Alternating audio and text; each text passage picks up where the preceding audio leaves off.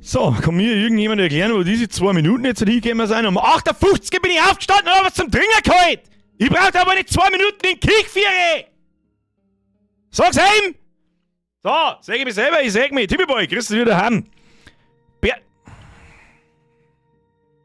Boy, grüß dich wieder heim. Boy, grüß dich wieder heim. Wieso hör ich mich selber? Was ist denn heute schon wieder? Heute ist übrigens der letzte Tag, wo man eine Bademanteln kann. Okay, sagen wir erstmal grüß Gott. Habe! Ich bin's, Birger, Mika, 20 Uhr, Retro Mika. Herr Bertmann, was ist da los? Was ist da los? Ich bin mir nicht sicher, das hast du mit Sicherheit mit Absicht gemacht. Soll ich einfach nix sagen oder was soll ich sagen? Herr Bertmann. Nein,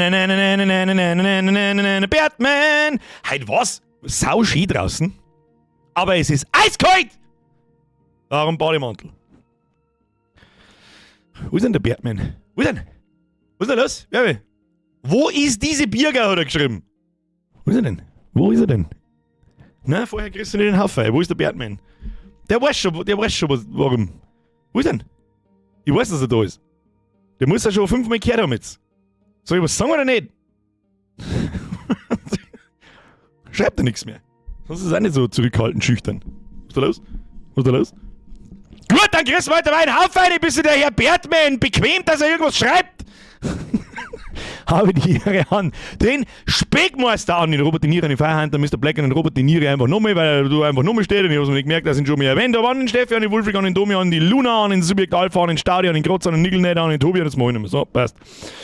Jetzt hat er wahrscheinlich irgendwas geschrieben, ich habe wieder runtergescrollt und ich sehe nichts mehr. Nein, er schreibt einfach nicht mehr. Nein, mach ich nicht mehr. Dann sage ich einfach merci, ist das okay? Klangt das? Und den kriegst du auch noch schnell, was?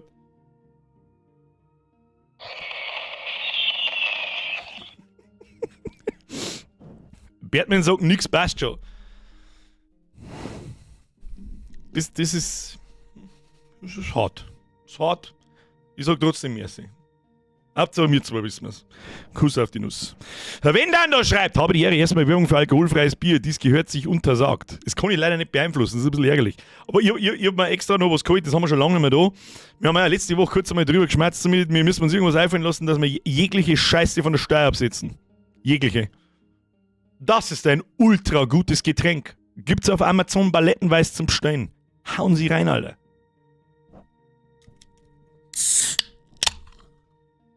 Oder zeigt das erst, wenn ich so einen behinderten Link irgendwo hab? Weiß ich nicht. Frau Steuerberaterin. Prost. So. Ah ja, YouTube. Mein dritter Monitor sagt zu mir, jetzt wäre ein guter Zeitpunkt, Anzeigen einzuschalten. Echt 4 Sekunden noch im Stream. Kruzifix, ich hab, da löt's nicht ein, warum nicht? Speckmeister Mess für den Ziel. Chris Gott benannt, Chris Gott einer zurück. Achtung, der Wolfreak beglückt uns wieder mit seinem lustigen Witzebuch. Wenn du dich traust, trotz Durchfall zu furchen, hattest du dann eine Nahcode-Erfahrung? Ich nehme mal an, es soll Furzen heißen. Scheibe schweißeln. Schweißeln! Timmy, beide bist der Ahnungsloser. Komplett Ahnungsloser. Komplett ahnungslos. Da reden wir gar nicht mehr weiter. Sorry, Birger, aber Dr. Pepper finde ich zum Kotzen. Das ist Ahnungsloser. Komplett. Feits vom Ball weg. Bunge! Der Chef, grüß aus Bonn! Grüß aus Landau! Kuss auf die Nuss. Herr Flo! Je öfter das mir nervst damit, desto später ist. Ja, wie lange hat's denn jetzt dabei? Have Birger. Wann gibt's da offiziell Siegerehrung, wo Annex Smiley mit... Wenn Runde 3 anfängt. So einfach ist das. Servus, schon mal auf Zeit geschaut. Unter 3 Stunden gibt's Infinite Rocket Launcher. Zumindest war es früher so. Gute Frage. Wir haben letztes Mal schon zu lange gebraucht. Wir haben letztes Mal schon 2,5 Stunden eingezogen, glaube ich, und haben wir gerade mal mit dem ersten Herrenhaus fertig. Also unter 3 Stunden schafft man nie. Da musst du aber, glaube ich, auch wirklich alles gnadenlos auswendig wissen. Und darfst dich nicht einmal verlaufen, darfst nicht einmal sterben. Gut, gestorben haben wir in dem Sinn jetzt auch noch nicht wirklich. Gehört vielleicht auch mal gesagt. Was ist jetzt das da wieder? Da, der Bugel! Mehr als für 61 Monate. Habe ich das schon vorgelesen? Ja, natürlich habe ich das vorgelesen. Von dort aus. Tibi wollte trotzdem natürlich merci für deinen Euro. Kannst du nichts dafür, dass du ahnungsloser bist. Kannst du nichts dafür, so war's nicht gemeint, ja, nicht gleich wieder persönlich nehmen.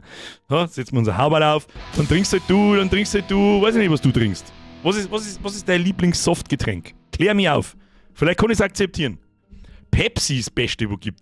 Nein, Pepsi mag ich nicht. Das hört sich jetzt ein bisschen komisch an in Bezug auf Cola. Das ist mir zu süß. Da schmeckt das normale Pepsi-Cola, schmeckt so, als wäre Süßstoff drin. Ich weiß ja nicht warum. Aber es ist jetzt nicht so, dass ich es nicht saufen kann. So ist es nicht. Aber ich bevorzuge immer Coca-Cola. Immer. Lieben Sepp, habe ich einen Bürger as fucking guten Restream. Diesmal mit Jackie Cola. Am Mittwoch, Alter. Irlbacher Vollbier hell. Hey, was ist denn da los? Was machen frei oder was? Was hast du vor heute? Was ist da los? Mila Mause, abdrückt miteinander auf ein schöner Stream, das hoffe ich doch. Danke für 67 Monate. Was? Grüße aus Österreich. Luna schon wieder. Wieder bester Mann da. Liebe Grüße aus Österreich. Du oder ich? Danke dir, schöne Grüße nach Österreich. Joline, merci wieder in den 91 gesehen. Money Mouth Face. Kuss auf die Nuss, danke dir. Lenny, merci für 55 Monate. So, 12 Stunden Arbeitstag rumgebracht. Disgusting. Dann holst du jetzt eine saubere Halbe oder irgendwas Schönes zum Trinken, irgendwas zum Knuspern, lernst die zurück und dann schauen wir uns mal später, das 30 Jahre ist. So sieht das aus. Und jetzt 55 Monate Bierger, ein Hoch auf die Feierabendbelustigung. Merci. Na, ganz, ganz bestimmt. Jetzt ihr mich. Nein, das wird nie aufhören. Niemals. Niemals werde ich aufhören zum sagen, ihr sagt es nicht zu mir, Dankeschön. Ganz bestimmt nicht. Pest Psi. Püstpdi. Haben wir doch auch mal gehört. Ich finde Vielanker Cola beste, das kenne ich, habe ich noch nie in meinem Leben gehört. Aber das hört sich sehr regional an. Ist auch in Ordnung. Ist auch in Ordnung. Ich trinke das Beste, Wasser. Na! Ja, also ja, ganz ehrlich. Ich trinke 2 Sachen. 2, nix anderes. Herr Kaldran! Schauen wir mal, ob wir beides kennen.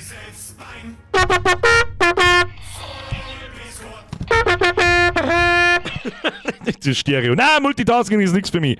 Herr Kaldran, du bist doch schon seit 8 Millionen Jahren eigentlich dabei, oder nicht? Verstehe ich nicht. Also ist eher das Todes-Epic-Item tun. Herr Kaldran, ab in den Chat, aber der Herr Kaldran. Und übrigens auch an den Bert. Ja, die fast hergespielt. Obwohl er Gyros gegessen ist. Kommt zwar wahrscheinlich heute noch ein paar Mal aus, aber ist ja wurscht. War übrigens köstlich. War übrigens von HelloFresh. Um langsam einmal so damit anzufangen, was wir demnächst alles von der Steuer absetzen. Ja? Okay? Und ich werde euch nicht mit Werbung auf und sagen, das werden wir schon irgendwie hindeichseln. Dass das da keine Werbung nicht ist, aber das werden wir schon mal. Da lassen wir uns schon was einfallen. Herr Kaldran, merci für die Mitgliedschaft. Und Bertmann übrigens an dich auch. Herr Hofer, merci für 86 Monate. Der Brudi, was los? Präsident Stiefel, merci dir.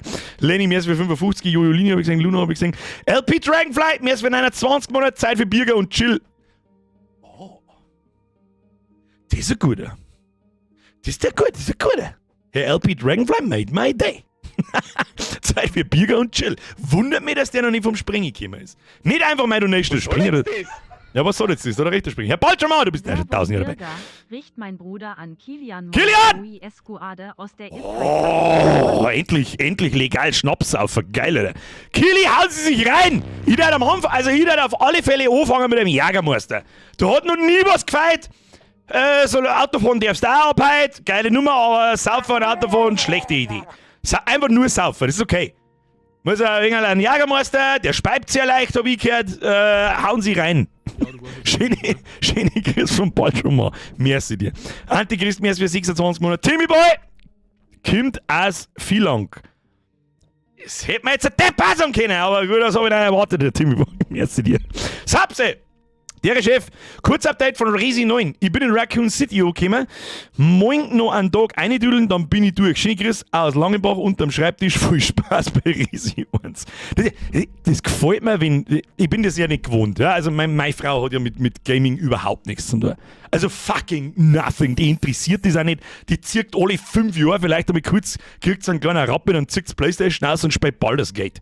Und sagt so, wow, das war voll super, dann scheiße zu. Und sie macht nur Scheiße, keine Ahnung, und dann komme ich und tue mir backseaten, damit sie mal weiß, wie es mir so geht. Und dann birgt es meistens wieder ab. Deswegen finde ich immer faszinierend, wenn Mädels wirklich zocken.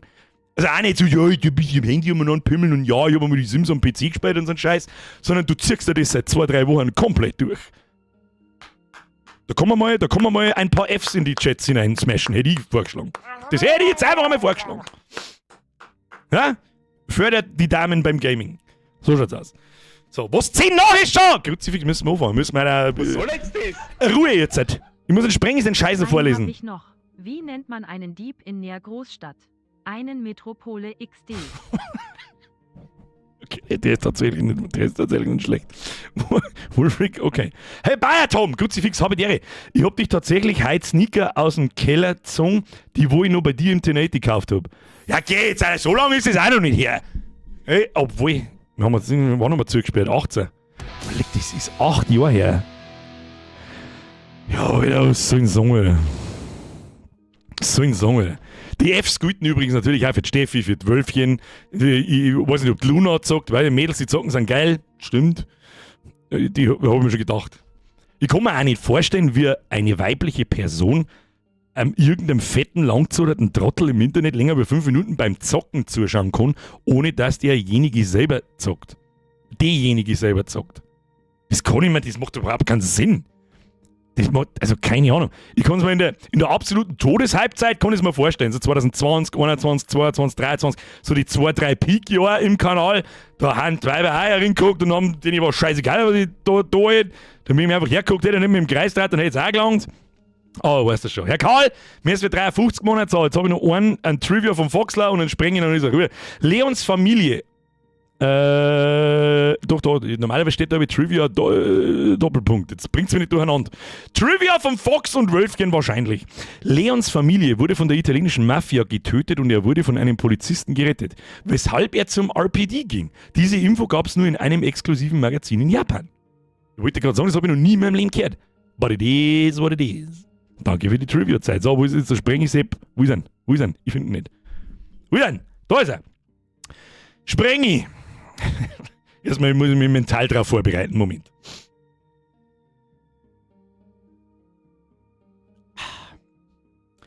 Was haben Kleinkriminelle und Besucher des Darkrooms im Gay Club gemeinsam? Sie haben Dreck am Stecken. Ah! Jetzt nicht, weil es ein schwulen Witz ist, mehr oder weniger. Jetzt, Ruhe jetzt, Kruzifix. Na, Herr Sprengi, heute ist der Wolfric einen Schritt voraus. Na, der Metropole. Haben wir Polen da? Da möchte ich wetten, dass die am Laudern gelacht haben. Möchte ich wetten! Lümsepp! Hast du meinen Resub übersehen? Egal, 71 Monate sind es narrisch auf nur endliche Jahre. Ja, es tut mir leid, geil, wie viel ganz Trivia. Wenn es nicht schon bekannt ist. Resident Evil 1 war 2008 im Guinness-Buch der Rekorde für die schlechtesten Videospieldialoge aller Zeiten. Nein, das glaube ich nicht. Also ich glaube schon, dass es drinsteht, aber ich glaube nicht, dass es berechtigt ist. So, und jetzt halt's euch Fotzen, weil sonst scheiße ein Ratzen her. Wie spielen wir jetzt? So, jetzt springt mein Monitor wieder in der Weggeschichte umeinander. Vielen lieben Dank, Küsschen aufs Nüsschen. Ist ja sowieso klar. Schluss jetzt mit der Rumdonaterei. Wir müssen wir Meter machen. Wir spielen...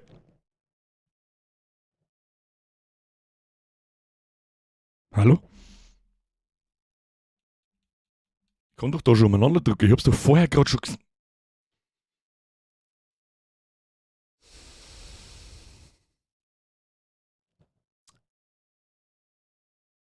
Sprengi!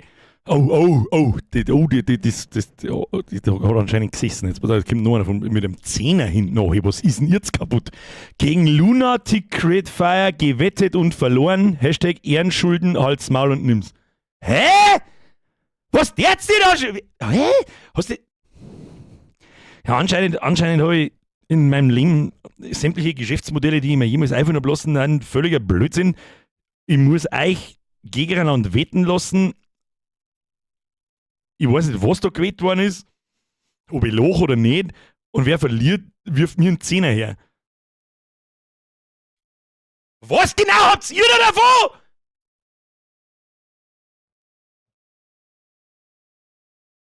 So. OBS, kannst du jetzt so bitte noch meine Speicher anzeigen? Hallo?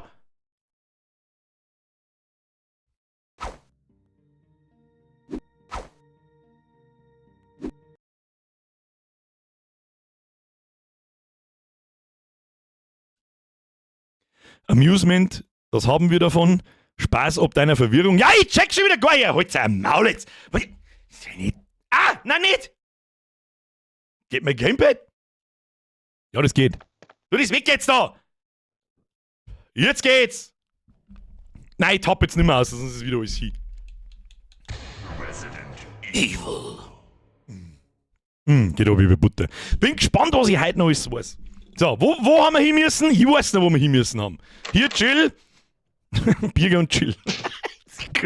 Guter Help Dragon. Seien Sie clever. Ja, wir haben auch Schrotflinten. Stimmt. Und ein Bazooka. Bla bla bla, viel Glück. Ich lese nicht einmal mehr. So, da haben wir. Habe ich letztes Mal mit dem Steuerkreuz gespielt, gell? Ja, doch schon. So, wo? Na, das war das Menü. Wo läuft man? Da läuft man. So, wir müssen auf alle Fälle auf zu. Wir müssen in die Gaskammer. Und was übrigens auch noch, ja, können wir gleich mal wieder ein bisschen währenddessen wir da behindert umeinander tüdeln. Wir müssen dort Gaskammer, müssen da sein, wo das kleine, große Tor war, wenn mich nicht alles täuscht. Ja. Ja, komm. Ja, rein jetzt. Genau, schau hier, wie es noch was. Was hätte ich vorher nachgeschaut? Habe ich aber nicht versprochen. Das ist ein absolutes Pro-Game, meine Damen und Herren. So, für was braucht man das Feuerzeug noch? Haben wir das Feuerzeug noch für irgendwas braucht? Nein, das war das falsche Menü, das ist das wichtige Menü. Also, kurzer Inventarcheck, wie immer. Wir haben 21 Schuss für die Schrotflinten, 6 für die Bazooka und 32 für die Pistolen. Das ist wirklich ordentlich. Also Emblem verlieren wir jetzt dann gleich, wenn wir es irgendwo reinstecken. Und das Feuerzeug, ich weiß nicht mehr, ob das Feuerzeug verschwindet, wenn wir es nicht mehr brauchen. Für einen Boiler vielleicht, das Feuerzeug. Welchen Boiler? Meinst du die Ölpumpen draußen, wo die Hunde waren und die ganzen grünes Kraut? Übrigens, spreng ich mäßig dir. Ich hab mir mal gehalten und ich nehm's einfach. So. Ob wir das in Kisten legen sollen oder nicht. So, jetzt ist bloß noch die Frage, weißt du, was ich nicht mehr weiß? Das habe ich nämlich letztes Mal schon gesucht, wo wir aussehen müssen. Wo wir aussehen können. Damit zurück aus, Untergeschoss. Wo geht's da aus? Ist das da rechts oben? Der lange, dünne Gang, dann geht's da so um Kurven. In der Kurven ist das Emblem, die Emblemtafel drin. Wo war denn das? PS? Hashtag Wie? Das Feuerzeug brauchst du in der Endcutscene, damit sich der Chris eine Fluppe im Hubschrauber anzieht.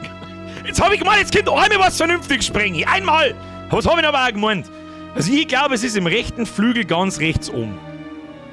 Ja, ist er. Das ist nämlich auch der schmale Gang, wo später dann etwas passiert, was ich jetzt nicht spoilern will.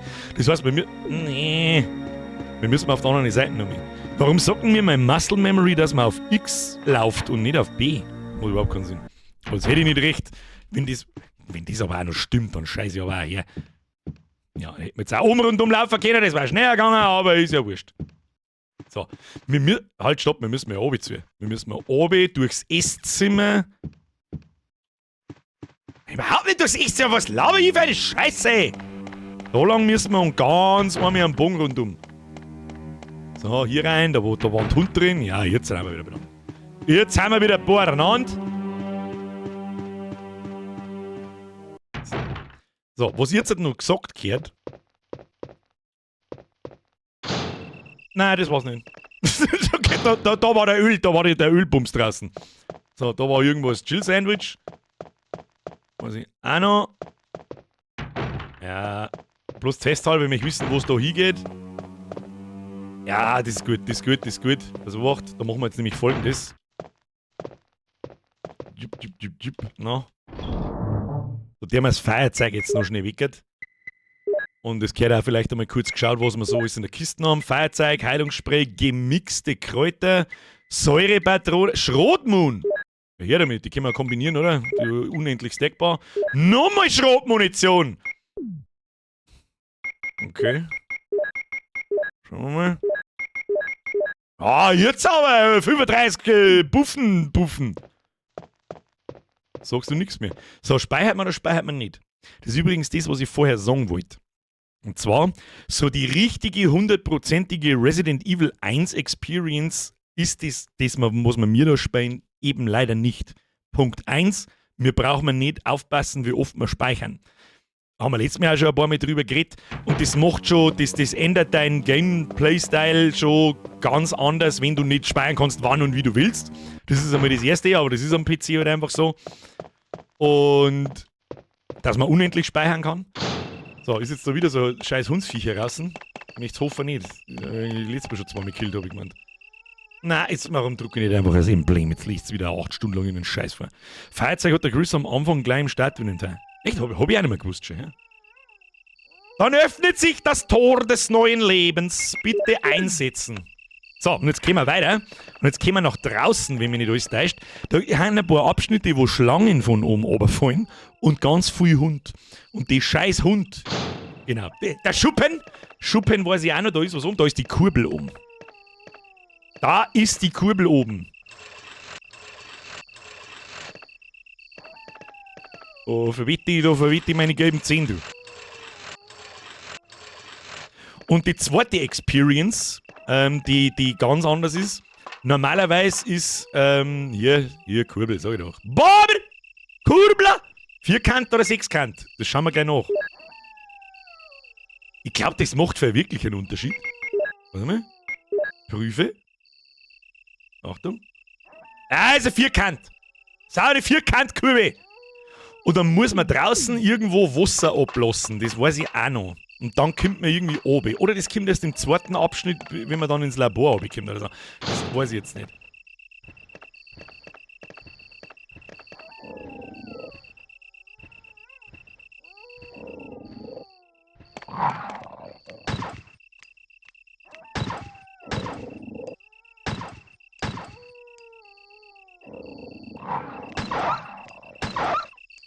Absolutes Pro. Was war das jetzt für ein Piepsen? Was war das jetzt für ein Piepsen? Schon wieder. An das erinnere ich mich nicht. Jetzt warte mal. Die komischen Kräuter da, die brauche ich nicht. Lass mich in Ruhe.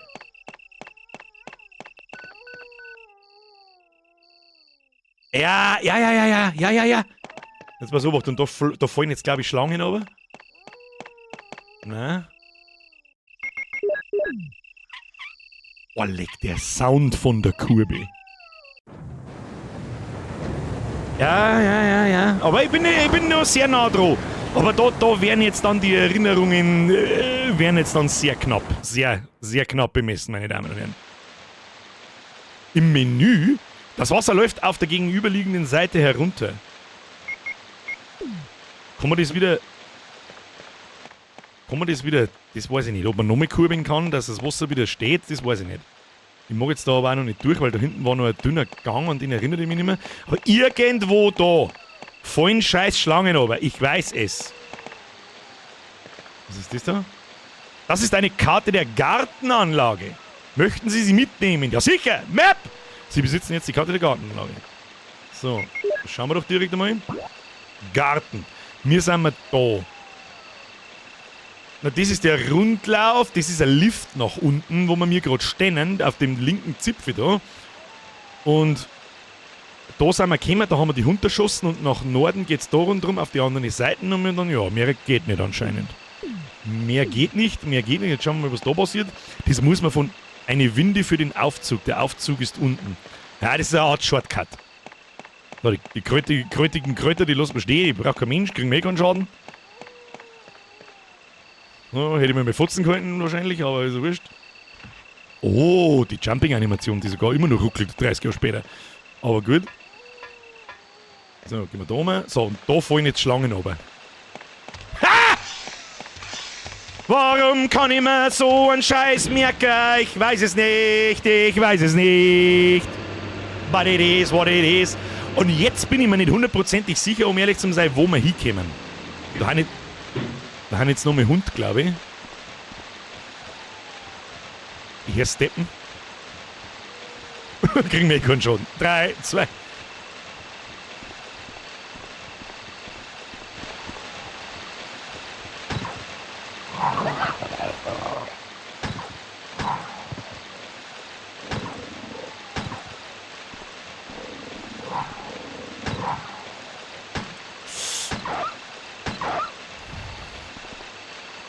Ja, haben wir immer noch grün, das zählt nicht.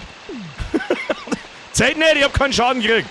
Die arme Hund, ja, das gefällt mir auch, wenn nicht da drauf zum Schießen, aber die eine schon tot gewesen. Auizwack, bis du in den Mund geht uns aus. Das Wasser fließt von der oberen Wasserlauf herunter. Da ist etwas dahinter. Ah, das weiß ich nicht mehr.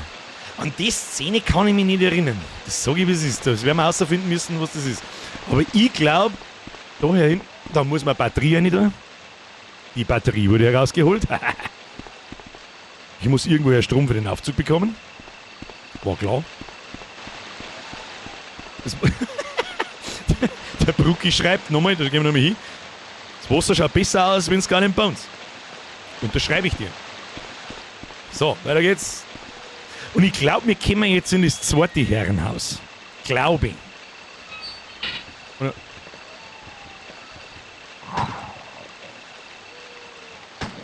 Oh shit. Scheiße.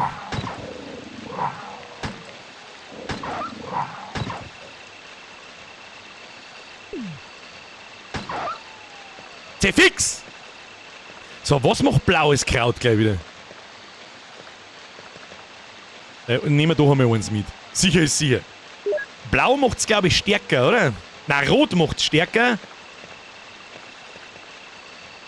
Und blau macht es gegen Gift, wenn mich nicht alles täuscht, oder? So war das irgendwie. Das hat schon einen Grund, warum dann da blaue Kräuter umeinander stehen. Die nehmen wir jetzt einfach mit, man kann das ja schon mal vormischen, damit wir wieder einen Platz haben. Möchten Sie die Kräuter mischen? Ja. Und das Rote verstärkt es dann. Ja, okay.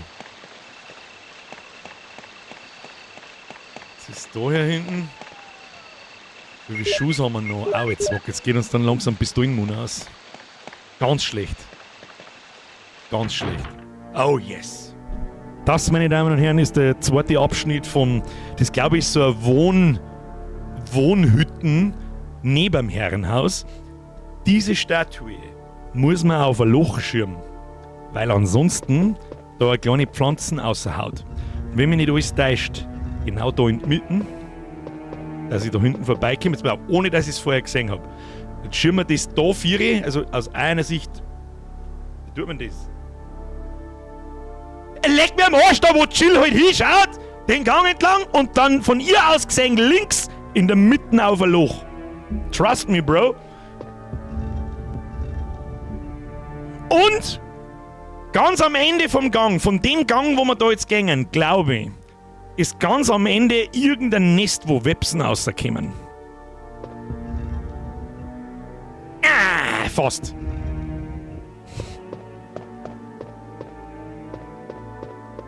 Hä? Moment. Ist da... Hä? Okay. Ja, okay, dann schirmen wir es halt nach rechts. Entschuldigung. Da ist ziemlich viel blaues Kraut. Ja, das hat schon Sinn.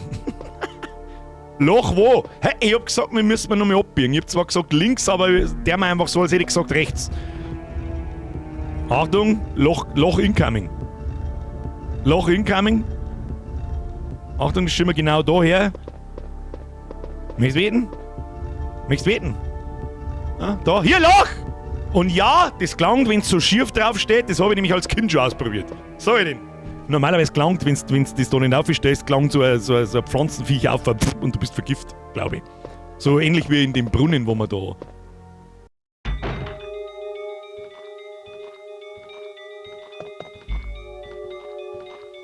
Oh, da sind zwei Zombies, hä? Na! Na, okay, ach du Drecksau. Hm?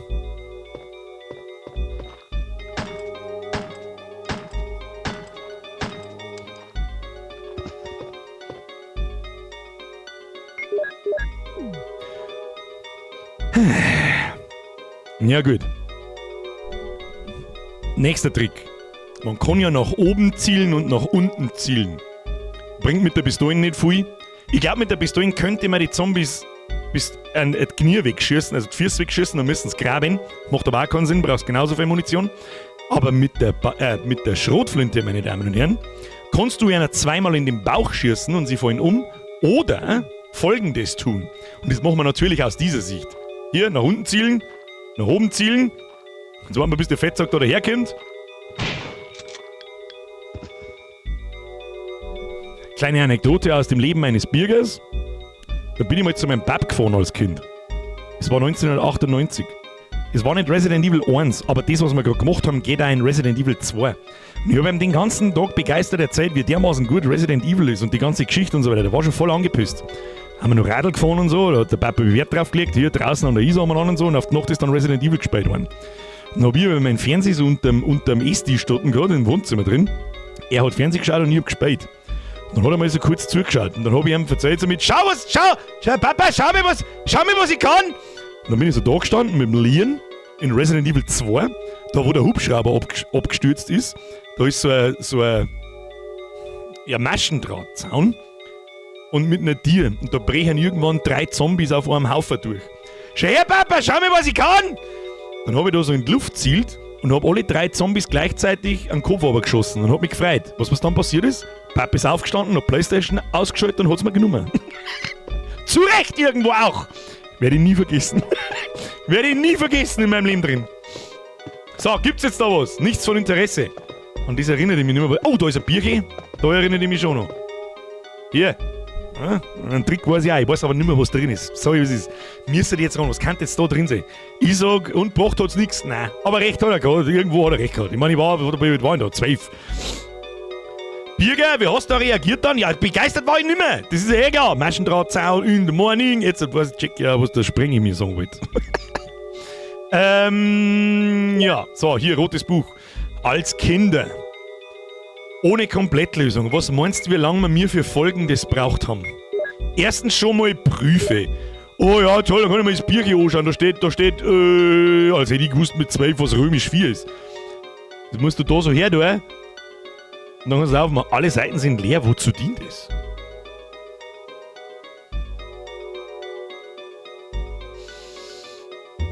Muss man das nicht in ein Bücherregal einstellen und dann schirbt sie irgend...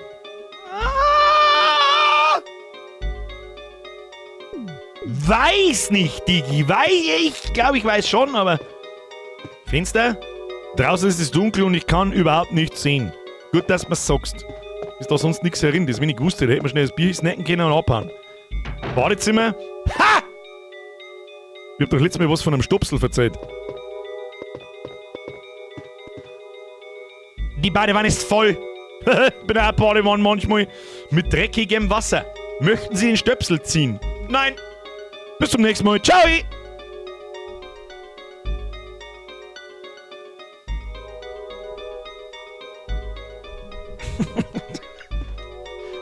Also, möchten Sie den Stöpsel ziehen? Nö. Nein, ich komme einfach nicht weiter. Ja, ich mag aber den Stöpsel nicht ziehen.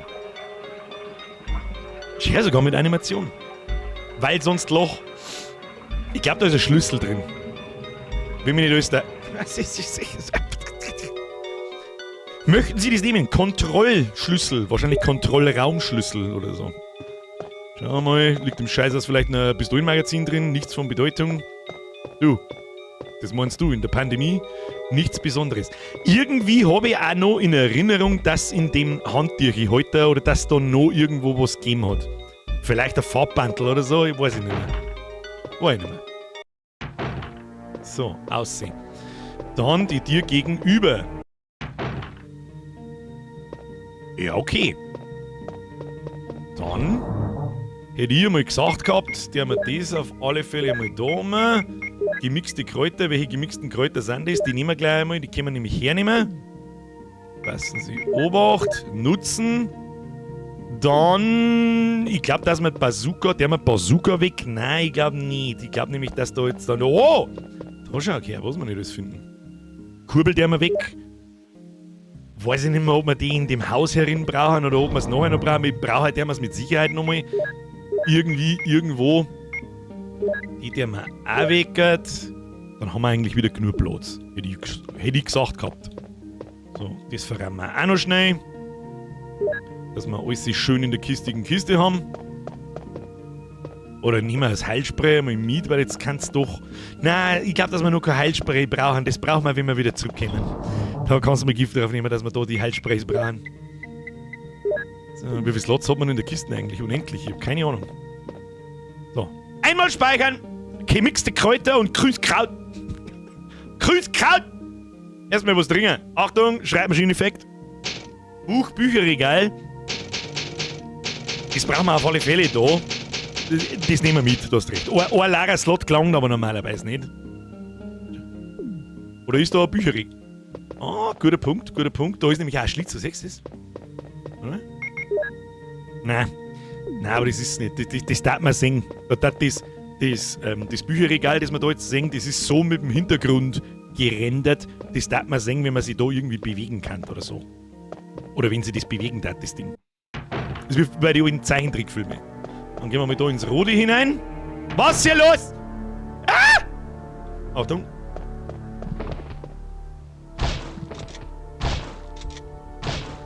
Mistviecher auch gesagt, ey! Geh her da! Geh her! Oh, kleine Spinnen! Ja! Ja!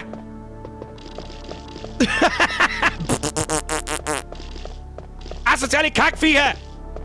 Oh, ich steig... Alter, die beißen wirklich. Spinnst du? Aber vergiften die uns Gott sei Dank nicht. Ich dreh euch alle zusammen!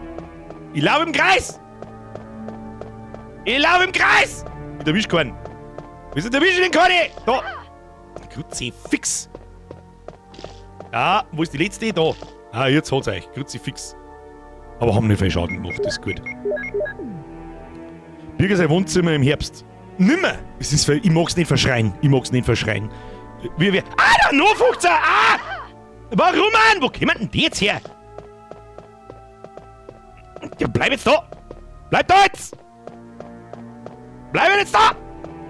Sag einmal. Mistviech. Jetzt hat's die. Da eine ist noch da irgendwo. Irgendwo stravanzt noch jemand an. Ich weiß ganz genau, wie es ist. Und da hinten liegt ein Pistolenmagazin. Das können wir gleich raus. Kannst gleich einmal her da. Kannst gleich einmal her da.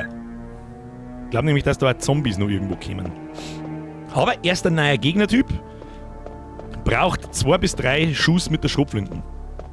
Ich glaube, dass die Säurepatronen extrem effektiv sind dagegen.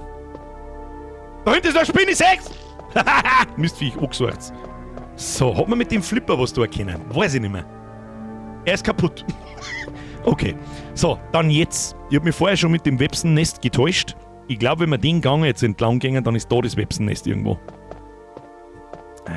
Ich habe mich vertan. Aber die Kös. Das ist jetzt ein schönes Beispiel, was ich vorher gemeint habe. Da, wenn du den Billardtisch und die Wände anschaust, dann haben die dasselbe Rendering. Ja? Dieselben Pixel, das schaut alles gleich aus. Und die Kös haben irgendwie... Ist der Plural von Kös? Kös. Please kös my ass. Kann man mit denen was tun? Das erinnert mich überhaupt nicht mehr. Die schauen jetzt aus, als kann man... Eine Kugel mit einer 3. Hat man... An das erinnert mich überhaupt nicht mehr. Eine Dartscheibe. Eine Kugel mit einer 9. Hat man da nicht irgendwie Münzen einwerfen müssen und dann kommt... Das sieht aus wie ein Zifferblatt. Irgendeine Art Code. 3 Kugeln haben wir. 3, 9, und ist das wahrscheinlich ein 6er? Oder? Da? Eine Kugel mit einer 6, da sag ich doch. 3, 6, 9, dann brauchen wir... Es gibt keine 12er Kugel. Hella Boom! Kurz auf die Nuss, merci für den Euro. Küsschen auf das... Kugel auf die Nudel. Aber sonst hat man da sonst nix herin da können, außer die 2 angeschissenen Drecksspinnen. Ernsthaft? Naja, gut.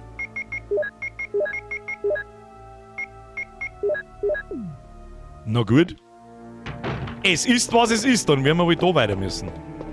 Wo haben die Websen? Die hat man mit dem Feuerzeug anzünden können.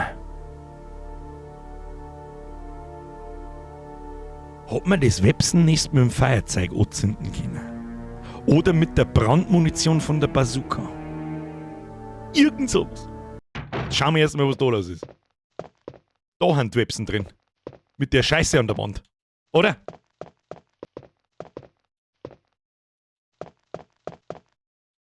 Ja, da ist nochmal so eine Statue, was wir mit dir tun müssen. Also verschirmen natürlich, aber ich weiß nicht wohin.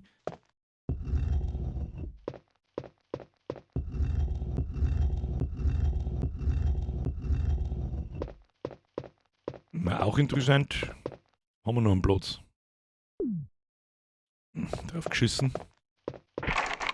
Es ist fest verschlossen. Auf dem Schild steht 002. Das kann ich auch lesen. Nein, dann war's da auch nicht. Aber irgendwo sind da Websen. Verzählt's doch keinen Scheiß nicht! Brandmunition. Da haben's drin! Und zwar genau gegenüber! Oder? Nein, da hinten! Jetzt wird's dann langsam lächerlich. Da haben's! Was sag ich denn? Warte, ich nehme den Schlüssel und verpiss mich einfach wieder. Möchten Sie das nehmen? Schlafraumschlüssel wahrscheinlich. Ja, und jetzt verpisst euch. Miau, miau, miau. Oh, leck, das ist einfach viel. So, wenn man wieder aussieht, die guten neuen Oldschool-Game-Tricks. So. Websen haben sie in Luft aufgelöst. Was haben wir da? Das ist verschlossen. Das ist ein Tastenfeld mit Zahlen. Möchten Sie die Tasten drücken? Ja, sicher.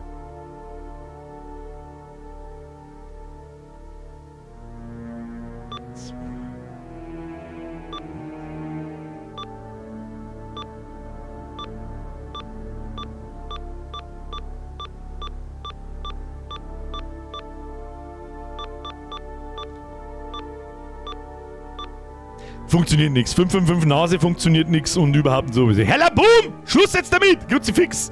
Merci dir für den Euro. Beziehungsweise 2 Euro. 555 Nase hat es damals noch nicht gegeben. War nah dran, aber hat es damals noch nicht gegeben. So, dahinter gehen wir nicht nochmal. Da haben die geschissenen Websenteppen.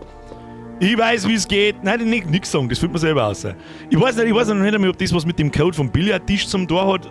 Ah, Websen! Sie ist fest verschlossen. Auf dem Bild steht 0 und... Ah!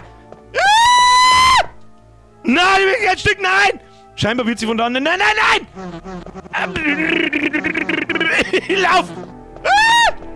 Was sind das wieder für Atomwebsen, Kruzifix? Hey, Skaflon! Servus, Bürger! Arbeitet dabei! Oh, auf die habe ich schon gewartet die ganze Zeit. Auf eine geile Retro-Vibes. Schöne Grüß aus Tirol! Schöne Grüß aus Niederbayern. Zurück, Kuss auf die Nuss. Dankeschön. So, wir haben jetzt da, jetzt warte mal. Prüfe. Merci dir übrigens. 10 ist 2 und du weißt das. Ja, hier 002, ja sicher. So, wenn wir da hindrehen, hier 002. Sie haben dies gerade benutzt, Schlafraumschlüssel, der darf jetzt ein useless sein. Jawohl, dieser Schlüssel ist jetzt nutzlos, wegwerfen, ja sicher. Hoppala. So. Zombie-Sepp, der jemand da? Hallo?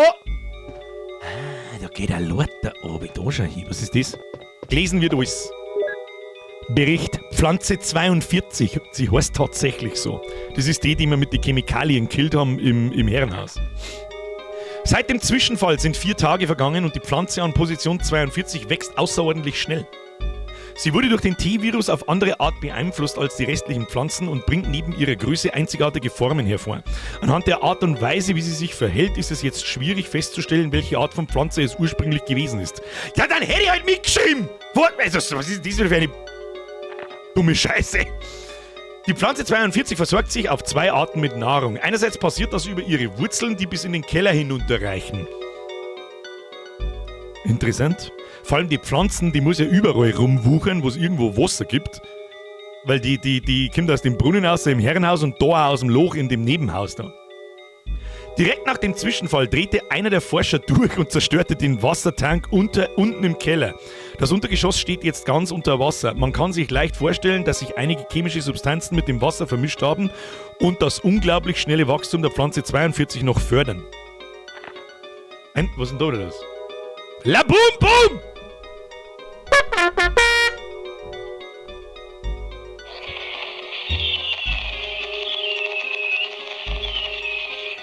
Alles Gute zum Geburtstag. Merci für deine Mitgliedschaft. Welcome to the squad. Ab in den Chat habe der La Boom. Dass das bloß 3 oder 4 Leute schreiben, das ist inakzeptabel. Inakzeptable. Sacre bleu. So. Ich lese mal weiter.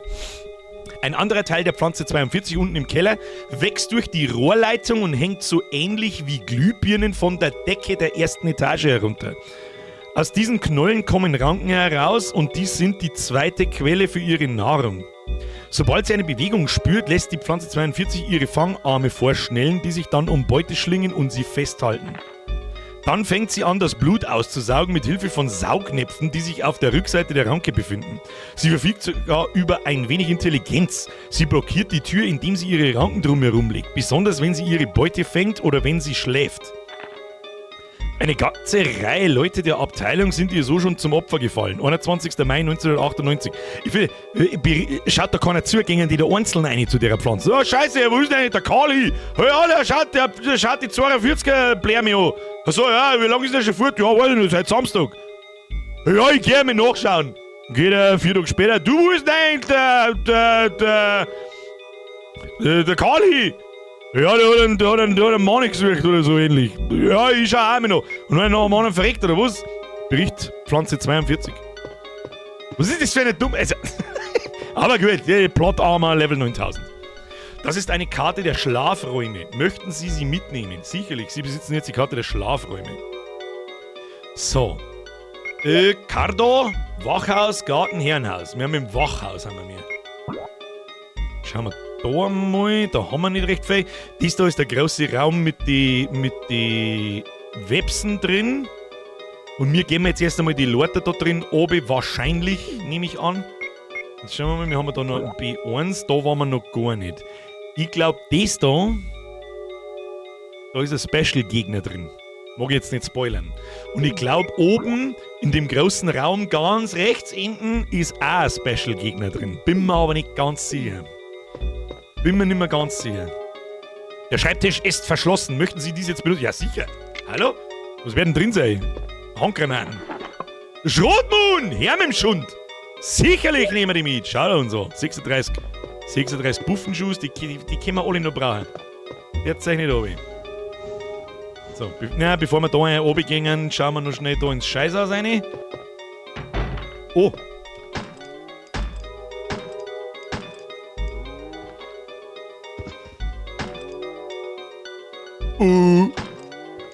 Schau, dass du stirbst jetzt, du Huren!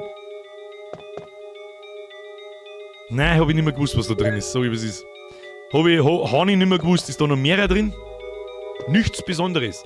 Irgendwie habe ich in Erinnerung, dass irgendwo in dem Handtuchhalter irgendwo was drin ist. Oder drin war. Es ist kein Wasser mehr da. Ja, Krulimuk, wie geil ist denn eigentlich dieser Stream? Herr Perinial, ich kann nicht richtig lesen. Entschuldigung. Also, du mal. Es ist übrigens Schande über mein Haupt, dass wir bis 2026 gewartet haben, dass wir eigentlich wahrscheinlich das prägendste Spiel meines Lebens bis 2026 warten, bis wir das einmal anspulen bzw. durchspulen. Das ist eine Frechheit. Das ist eine Frechheit! Da ist eine Leiter, möchten Sie hinuntersteigen? Na, tschüss. Okay, beim zweiten Mal ist er nicht mehr lustig. War beim ersten Mal schon nicht lustig. Egal. Okay, Corinna, servus, zurück. Müsste jetzt nicht heißen Dietrich, weil Dietrich ist ja ein Männername. Dietrich, oh Gott. Ich hab mich verlesen, Sprengi. Kennt ihr das, wenn ihr markante Substantive lest und ihr schaut bloß den ersten und letzten Buchstaben an? Wie nennt man das? Da gibt es einen Begriff dafür. Dass man ganze Sätze, wo der Anfangsbuchstabe und Schlussbuchstabe von einem Wort stimmt, aber in der Mitte alles durcheinander gewürfelt ist und man das trotzdem fast genauso flüssig lesen kann wie normal. Ich tue das auch mit normalen Wörtern ganz oft. Legst die nie. Da legst du nieder, das Sprengi. Da legst du nieder. Legst du nieder. Okay, wir haben dieselben Vollidioten. So, lass mich überlegen! Ich muss in mein 10-jähriges Ich zurück oder 11-jähriges Ich zurück. Diese Kiste wird jetzt ein ganz langer Gangvierer geschoben. Und dann muss man vorn aus der Jillias Sicht nach rechts zu 2 anderen Kisten ins Wasser reinwerfen, damit man drüber kann. Damit wir mir die aber von ihr aus gesehen nach rechts schirmen kämen. Und jetzt pass auf, wenn ich das noch hinkriege, wenn das stimmt. Einmal zurück aus, gehen wir noch vorbei, ja. Dann müssen wir die jetzt da so ein bisschen Vierer schirmen, damit wir da dazwischen später reingehen können und von da schirmen können. Jetzt pass auf, wenn das noch stimmt, dann weiß ich vielleicht doch noch. Der Luftfilter ist sus, das stimmt. Schauen wir mal rein. Aber da ist nichts. Da ist nichts, an das hätte ich mich auch nicht mehr erinnert, wenn da was war. Jetzt pass auf. Kann sein, dass wir die anderen 2 Kisten jetzt da gleich sehen und verkacken. Ja genau, die müssen reingeschoben werden, jetzt pass auf. Von ihrer Sicht aus rechts, ja, das ist noch richtig. So, lassen wir die Kisten nochmal da. Machen wir das erst da vorne, dass wir uns da nicht festfahren. Und die müssen wir jetzt da reinschmeißen, damit. Ja, genau. Und die letzte rollt dann so komisch dazwischen rein. Absolutes Pro-Game. Nein. Wieso kann ich mir sowas merken? Ich weiß es nicht. Ich schwöre bei Gott, ich habe das Spiel seit 25, 30 Jahren nicht mehr gesehen. Damals waren Pixel nur richtig fett. Du meinst Pixel wahrscheinlich, aber ja.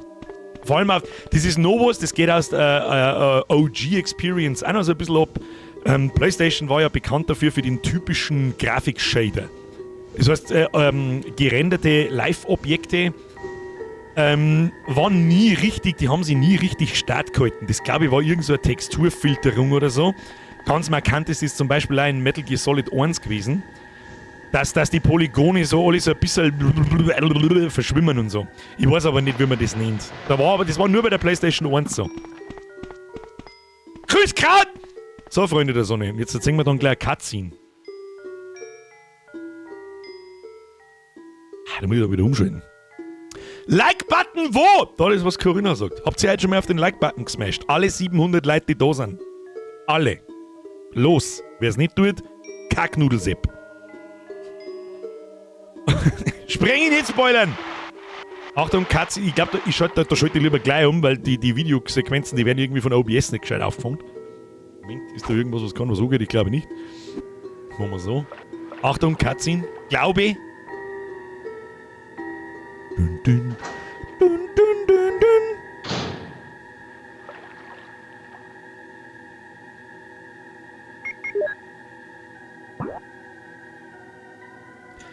Wir müssen jetzt außen unten rundherum laufen. Warum sehen wir gleich? Da ist ein Tier.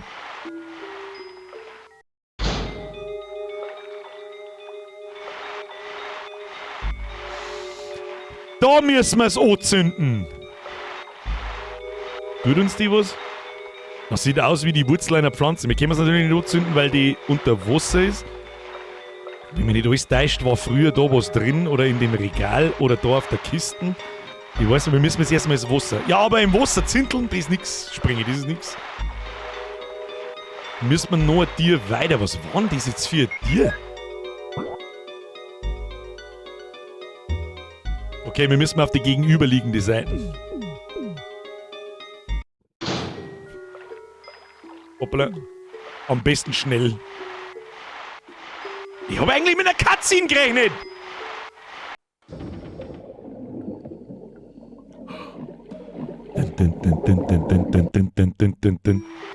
Nicht! Sie haben dies gerade benutzt, Kontrollschlüssel. Der ist jetzt nutzlos, das ist gut, dass der nutzlos ist. Wegwerfen, ja. Nein, Haifisch, du beißt mich nicht. Okay. Schau bloß, dass du lang gewinnst. Ah! So rot gleich, Kriminalfeier. Was haben wir da? Ist dieser Schalter? Weiß ich nicht mehr, an den Raum erinnert ich mich nicht mehr. Ich sag's, wie es ist. So, was haben wir da? Das ist ein Hebel. Möchten Sie ihn bewegen? Das sicher, was darf man sonst damit? Da ist noch ein Hebel. Das war doch nicht alles, wie man mir den... Das ist doch nicht alles, dass wir den Hai umbringen, oder? Ist da sonst nichts herin? Kann ich nicht glauben. Nichts Besonderes. Was ist das da? Dort ist ein Schaltknopf. Möchten Sie draufdrücken? Fralle! Aus dem Nebenraum war ein Geräusch zu hören. Ah. Da der komische gelbe Kasten da, ist das nicht irgendwie eine Batterie oder so? Das war doch nicht so einfach, den Fisch da zum... Warte, schauen wir uns so. Warte, ich muss wieder umschalten.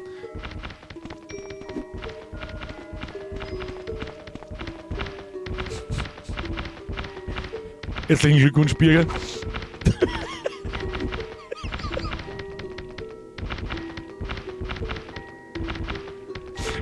Was soll ich sagen dazu?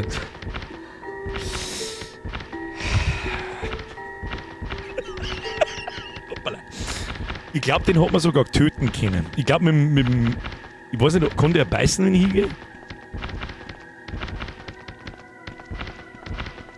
Typ, wie umeinander springt. Ich schiebe ihn einfach ins Eck hinterher.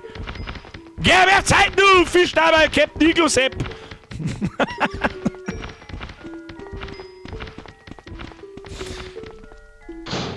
So, das war die Nebentür. Also, dass man den so leicht außer Gefecht setzt, habe ich nicht in Erinnerung. Du laufst in den erstbesten Raum, der Office, drückst einen Knopf, der Haifisch ist tot.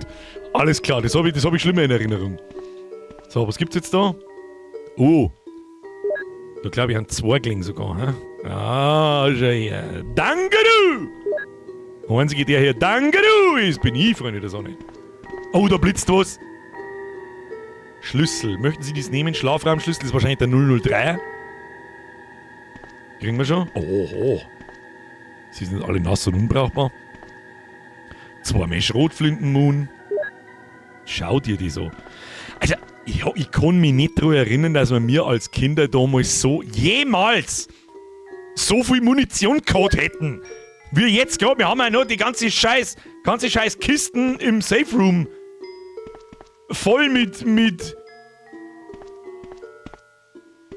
Säuremunition und Sprengmunition und was weiß ich was alles. Da waren wir jetzt überall, oder? War das der Bereich da unten? Das habe ich auch noch in Erinnerung. Das ist in meiner Welt hat dieser Wachtauto da unten. Oder? Gehen wir da rein. Genau. Ja, jetzt haben wir natürlich das scheiß Feuerzeug nicht dabei, gell? Da kann man doch was looten da drin. Ich weiß doch ganz genau, wie es ist. Da hat man was looten können in dem Sackel. Verzeih mir keinen Scheiß nicht. Da hängt eine Tasche herunter. Es ist nichts drin. Nein, Birgit, da Mann, hast du dich täuscht. Früher hast du nicht so gut zielen können. Das stimmt auch wieder. So, brauchen wir mit da jetzt... Da klangt doch nicht das Feuerzeug, oder? Da glaube ich, brauche ich jetzt Hilfe von der Community, von jemandem, der es noch weiß. Muss ich da mit der Bazooka Brandmunition einschießen oder klang das Feuerzeug? Das ist jetzt ein weiter Weg hin und her von der Safe-Kisten bis... Da hängt eine Tasche runter. That's what she said. Ihr Affen. Früher war ich auch noch gestimmt. Da war ich noch Pro-Game in Ausbildung. So, wo ist jetzt die Tier, wo ich da jemals wieder rauskomme? Da waren wir doch gerade. Ah, da. Ja, Fischi, du wirst schon wissen, was du tust. So, wieder außer da. Oh, ich möchte hinweisen auf den Detailgrad, dass man, wenn man über die Holzkisten läuft, einen Holzstep-Sound hört und keinen normalen. Da ist eine Leiter, möchten Sie hinaufklettern? Ja! So, dann gehen wir da rein.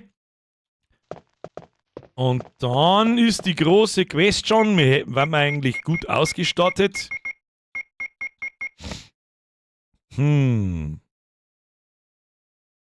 Ja, wie Birger ist nicht als Pro-Gamer gespawnt. Brücke, das ist eine berechtigte Frage, da hast du recht. Keine Brandmune wäre ja Hardlock. Das stimmt, da hast du recht, da hätte ich selber drauf kommen müssen. Einschießen geht nicht, wahrscheinlich, wir haben ja früher, was wir früher halt auch oft gemacht haben. Diesen hier. Die Tür ist zu, vielleicht funktioniert das. Bum, bum, bum, bum. Und Deck aufgeschossen und keine Ahnung, was für ein Scheiß. So, das Safe Room war doch aber eigentlich auch nicht weit weg, oder? Warte mal. Safe Room. Froom. Um nicht zu sagen Froom. Was war das gleich wieder? Nein, das war, das war der Krampf. Da haben wir nichts verloren. Und war das der Safe Room?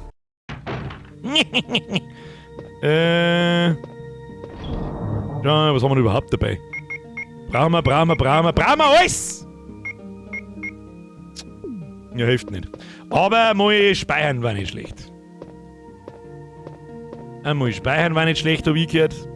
Chill oder ein Roundhouse-Kick noch nicht gelernt. Julia! Servus Birger, wollte ein fettes Merci sagen, dass das immer belustigt. Mir geht's momentan rüber wie beschissen, aber deine Streams reißen mir ein wenig hin. Inte, danke dafür. Birger Beste, Bussi aufs Nussi. Ich habe immer nur eine beschissene Zeit zum Durchbeißen. Du bist nicht allein. Einen Schritt zurück, 2 nach vorn. Und alle anderen übrigens auch. Jeder hat sein Backel zum Drang, das regelt man schon. Ja? Und wenn's ich geschissen krieg, nach der Nummer, die ich da vor 3-4 Wochen verzeiht habe, dann kriegt sie auch geschissen. Hauen sie rein. Der Magus schreibt, für die Wurzeln danke, Julia. Magus schreibt, für die Wurzeln brauchst V-Jolt. Was diese?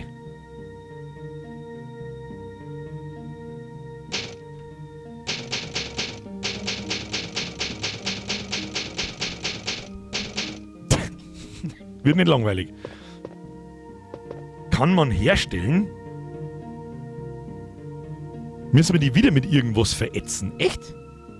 Ich hab so ein Glasbeutel vor meiner Nase, dass wir die irgendwie verbrennen müssen.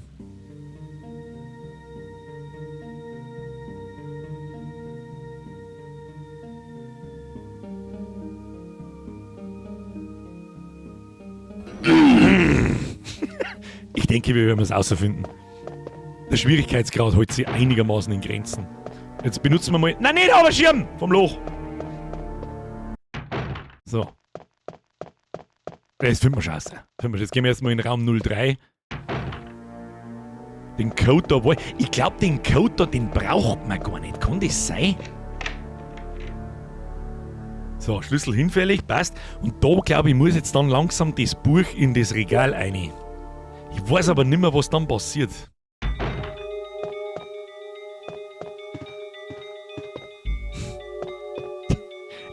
Wieso kann ich mir sowas merken, Alter? Ich check's nicht. Sie können das hier nicht benutzen? Das ist gelogen! Ach, da ist noch ein anderes Buch drin. Eine Reihe von roten Büchern. Da ist ein weißes Buch dabei. Möchten Sie es nehmen? Ja. Okay, bin schon wieder Start. Ich war fest davon überzeugt, dass ich den Begriff V-Jolt das erste Mal in meinem Leben her. Und da hast du absolut recht gehabt. Was ist der V-Jolt? Wie ich bereits in meinem letzten Bericht schilderte, gibt es ein paar gemeinsame Besonderheiten, die wir in den Zellen von Pflanzen gefunden haben, die vom Tyrant-Virus infiziert wurden. Und das erste Mal, wenn du das liest, so Tyrant-Virus, T-Virus, oh. Game so good. Wir haben außerdem mit Hilfe einiger Experimente eine weitere interessante Tatsache festgestellt. Wir fanden eine Substanz, die diese Pflanzenzellen rasch zerstört. In Nummer 16, merkt euch einmal Nummer 16. Eine Chemikalie aus Serie, die wir bei diesem Experimente eingesetzt haben. Ja, mit Singular Plural habt ihr das so, gell? Dieses Nummer 16 bezeichneten wir auch als V-Jolt. Nach unseren Berechnungen wird es weniger als 5 Sekunden dauern, um die Pflanze 42 zu zerstören, wenn wir das V-Jolt direkt auf die Wurzel aufbringen. Um V-Jolt herzustellen, muss man einige Chemikalien der Serie UMB in einer bestimmten Reihenfolge mischen. Die Chemikalien der UMB-Serie können allerdings ein giftiges Gas erzeugen, das für den menschlichen Körper sehr gesundheitsschädlich ist. Also du stirbst. Ist es sehr gesundheitsschädlich oder stirbst? Beim Umgang mit diesen chemischen Substanzen ist daher äußerste Vorsicht geboten. Nachstehend sind die verschiedenen Arten von Chemikalien der Umbrei angegeben sowie eine knappe Beschreibung.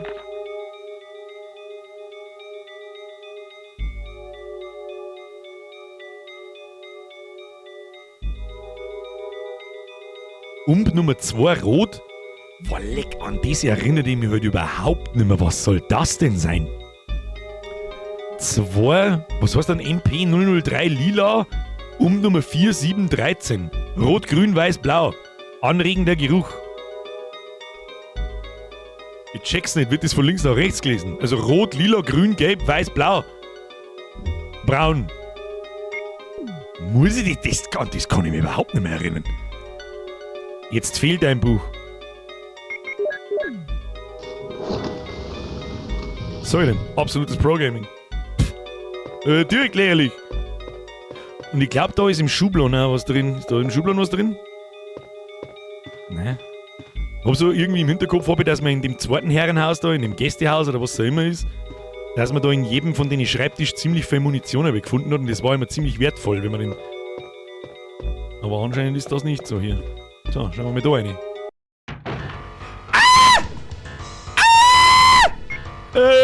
It's Bazooka Time!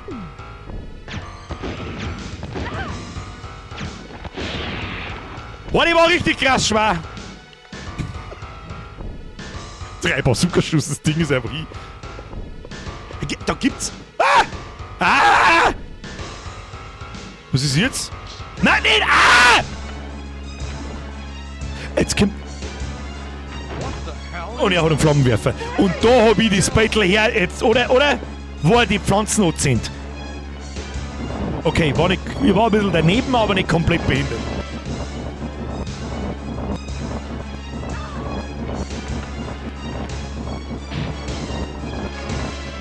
Und jetzt, wo ich sehe... Ich hab gemeint, die kommt irgendwann im Herrenhaus noch mit die Pflanzen.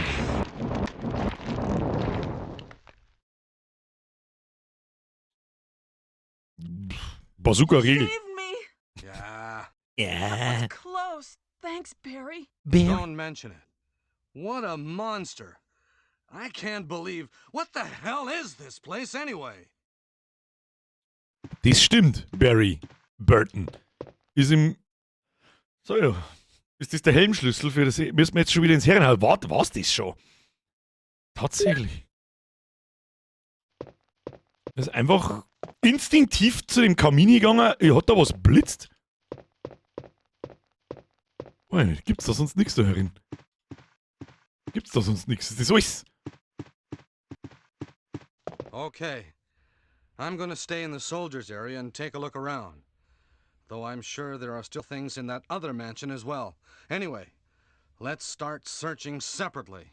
Ja, das ist immer die beste Idee gewesen. Barry, was treibst du? Okay. Oh, I'm gonna stay in the soldiers area and take a look around. ich weiß nicht, was die Soldiers Area Though ist. I'm sure there are still things in that other mansion as well.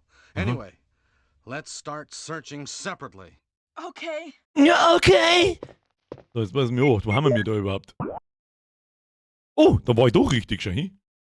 Da in einem, in dem Nebenraum waren wir noch nicht und mit dem Code. Was der mal mit dem Code? Was hat's mit dem Code auf sich? An das erinnert ich mich nicht mehr. Da brauche ich wahrscheinlich jetzt dann Community-Hilfe. Das hat hundertprozentig was mit dem Billardtisch zum tun. Oder? Weil das sind die einzigen Zettel oder Hinweise auf Zahlen, die wir irgendwie gefunden haben. Was sagt ihr? Schauen wir aus. Jetzt gehen wir erst einmal aussehen und noch in den Nebenraum von dem Schlafzimmer da rein. Müsste da sein. Sie ist auch verschlossen, die Tür geht nicht auf. Okay.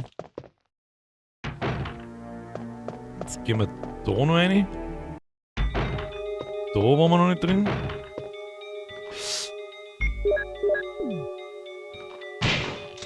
Der geile Sound. Da war sogar noch Brandmunition gelegen für Pflanzen. Ich hätte bloß 3 Schuss braucht. Was möchte er denn eigentlich? Glaubt, haben wir jetzt das Ding? Möchten Sie das nehmen? Brandmunition, ja sicherlich. Ganzes Inventar vollgeschissen mit Munition, nichts Besonderes. Da sammelt sich der Staub, das Handtuch ist schmutzig. Aber sonst wird es doch nichts geben, hä? Über dieses Waschbecken gibt es nichts mehr zu sagen. Code in Nummer 3. Barry ist die Gasmaus. Der Barry hört sich an, wie ich nach der 6. Gas. Ich glaube, der Barry ist das Kriegel. So, jetzt ist aber die Frage, was ist mit dem Code? Das möchte ich jetzt schon wissen. Was ist das da? Was habe ich übersehen? Dort stehen Bücher über Experimente. Ja. Der Billardtisch hat doch mit die Köser Uhrzeit angezeigt, oder? Steffi, das hast du vorher schon mal kurz geschrieben, ich habe bloß nicht darauf reagiert. Schauen wir noch mal um mich. Na, wenn wir schon da sind, das ist das. Wesker. Das erinnert mich noch, aber ich habe nicht mehr dran gedacht, dass das So passiert. you're safe. That's what I was going to say. Where on earth have you been? You disappeared from the hall all of a sudden. I'm sorry, but I have my reasons. Perhaps you guys have met them? It was all I could do to protect myself against those strange creatures. Is that right? Anyway, it's good to see you're safe. Jill, our first priority is to get out of here. Yes, you're right. Diese geilen cheesy Dialoge, Alter, Now, Hans, there so are a lot of geil. rooms in that mansion that we can't get into because they're locked up. I have been looking around for clues.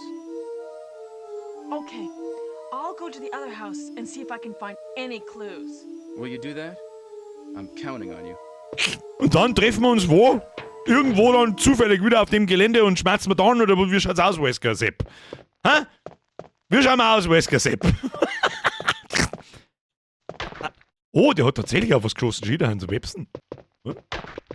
Schön, da müssen wir schon draufsteigen. So. Jetzt gehen wir nochmal in den Billardraum. Das kann ja nicht alles sein. Das kann ja nicht alles gewesen sein. So, da nochmal rein. Eine Sache schauen wir mal schnell an. Jetzt ist der Helmschlüssel, oder? Jawohl. Ein Helm ist eingraviert. Helmschlüssel, das ist für zurück ins Herrenhaus. Die linke Seite unten, glaube ich, da werden einige Dinge gingen noch nicht auf. Wegen am Helmschlüssel. So, jetzt schauen wir da nochmal.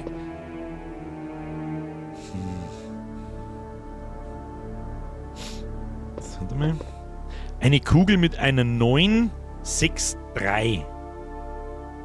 Dann ist das eine Uhr. Wenn ich von da drauf schaue, von der Richtung, da ist jetzt der 6er. Dann ist. Ja, super, was ist denn der Stundenzeiger? Der 14. Also der noch. Dann ist das 3, 4 und 21. Hä? 10 vor 3.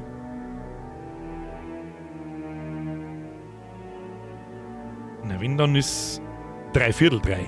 3/4. Ah, 15:45 Uhr. Oder vielleicht. Das auf dem Kopf steht, das ist das erste etwas, an das erinnere ich mich eben auch und früher gar nicht mehr. Den Raum haben wir mir nie gemacht, nie. Sieht aus wie ein Zifferblatt, irgendeine Art Code. Von da sieht man es schön. Es ist, also der nach rechts unten zeigt, der zeigt auf dem Vierer, es ist 15:45 Uhr. Entweder 10, entweder 0310, das ist ja ein Ami-Spui. Der Black Soldier schreibt Dartscheibe. Ja, die habe ich schon gesehen, aber das sagt er nicht viel. Das ist eine Dartscheibe. Mehr ist da nicht. So, gehen wir nochmal von vorne hin. So schaut die Uhr aus. Dann ist da jetzt 3/4. 15:45. Probieren wir 15:45. Das hilft ja nicht. So, los geht's. So, da haben wir durch. Da eine, glaube ich. Ja. Ich kann mir nicht vorstellen, dass das Deutsche. Ne. Und einen Nuller gibt's nicht. Ich hätte jetzt auch gesagt, 0345 hätte ich jetzt gesagt.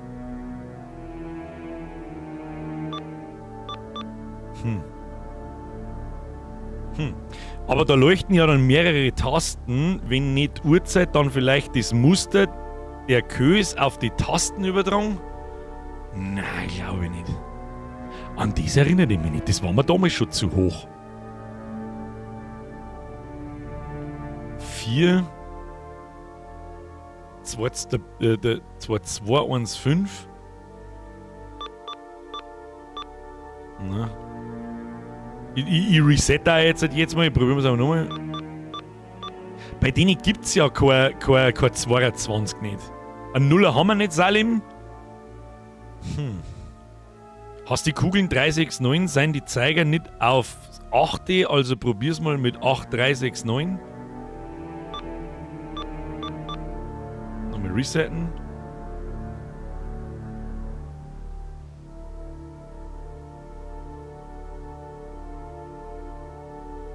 Wo war jetzt das 8,3? Ich bin jetzt besoffen, oder hast du die Nachricht zugezogen? Da ist das, 8,369.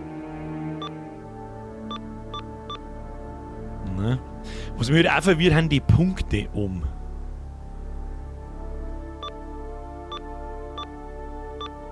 Das macht auch überhaupt keinen.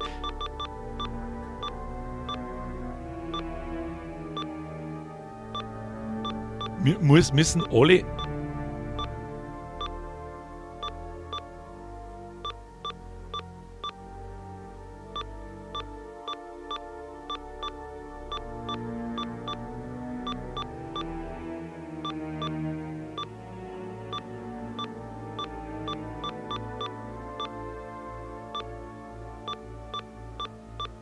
Wer soll denn das merken? 8462, sagt der Kali. Ich probiere jetzt einfach. Ich habe gerade überlegt, ob man muss einfach alle rot kriegen. 8462. Ne. 215. Gut, wer sagt denn, dass es ein vierstelliger Code ist? Das ist ja noch das nächste. 215, sagt der Kaiser. Ne, auch nicht.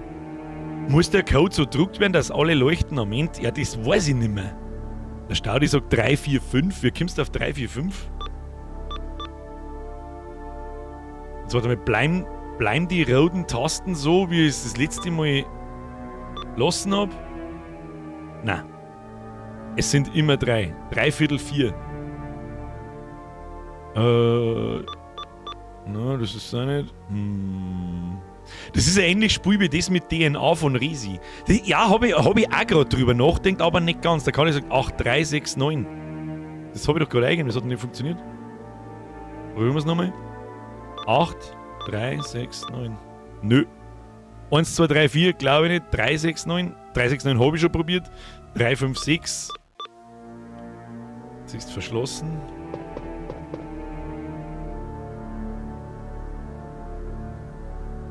3, 4, 5.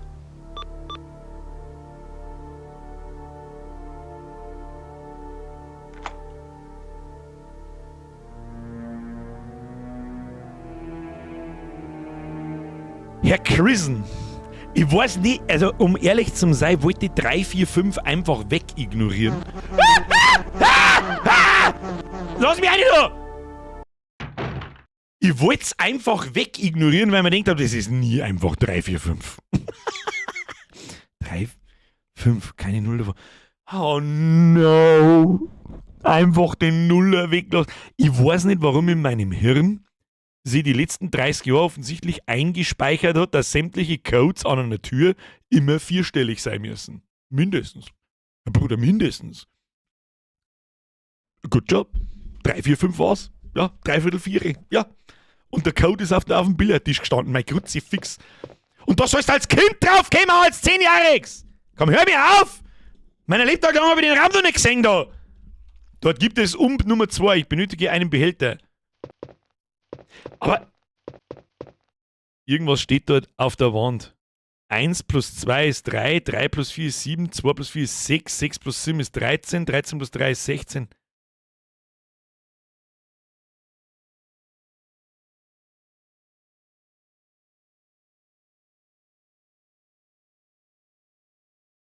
Hä? Das ist auf alle Fälle was zum Looten. Was ist das da gleich? Möchten Sie dies nehmen? Leere Flasche. Ja, sicher. Was ist da sonst noch so? Um Gottes Willen. Sie können nicht mehr.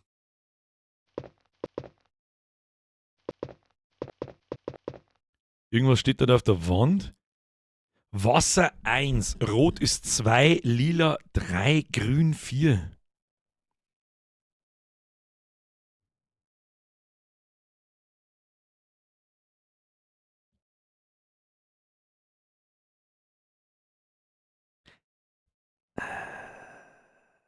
Da weiß ich was.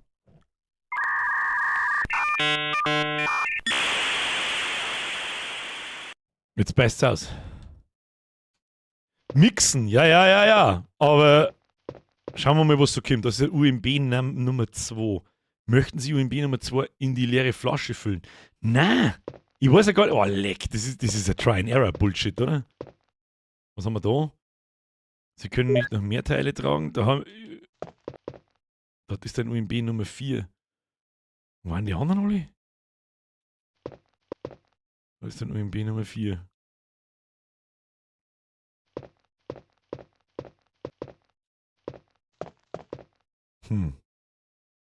Ist die Pflanzen nicht eh schon hin? Das ist also ein bisschen der Teil, der mir ein bisschen verwirrt. Ja, du hast das Rezept im Inventar. Funkgerät? Das war doch wie ein Funkgerät! Die Batterie ist noch geladen. Ja, super, ist einfach fein. Botanikbuch. Werte, Bericht Pflanze 42. Na, das war's auch nicht. Was haben wir da? J-Volt-Bericht. Umb Nummer 2, 4, Rot-Grün. Ja, Pflanzl, sicherlich kenne ich einen noch. WB, Zeit ist Sohn. Er hatte was im Garten gepiept hatte. Hä?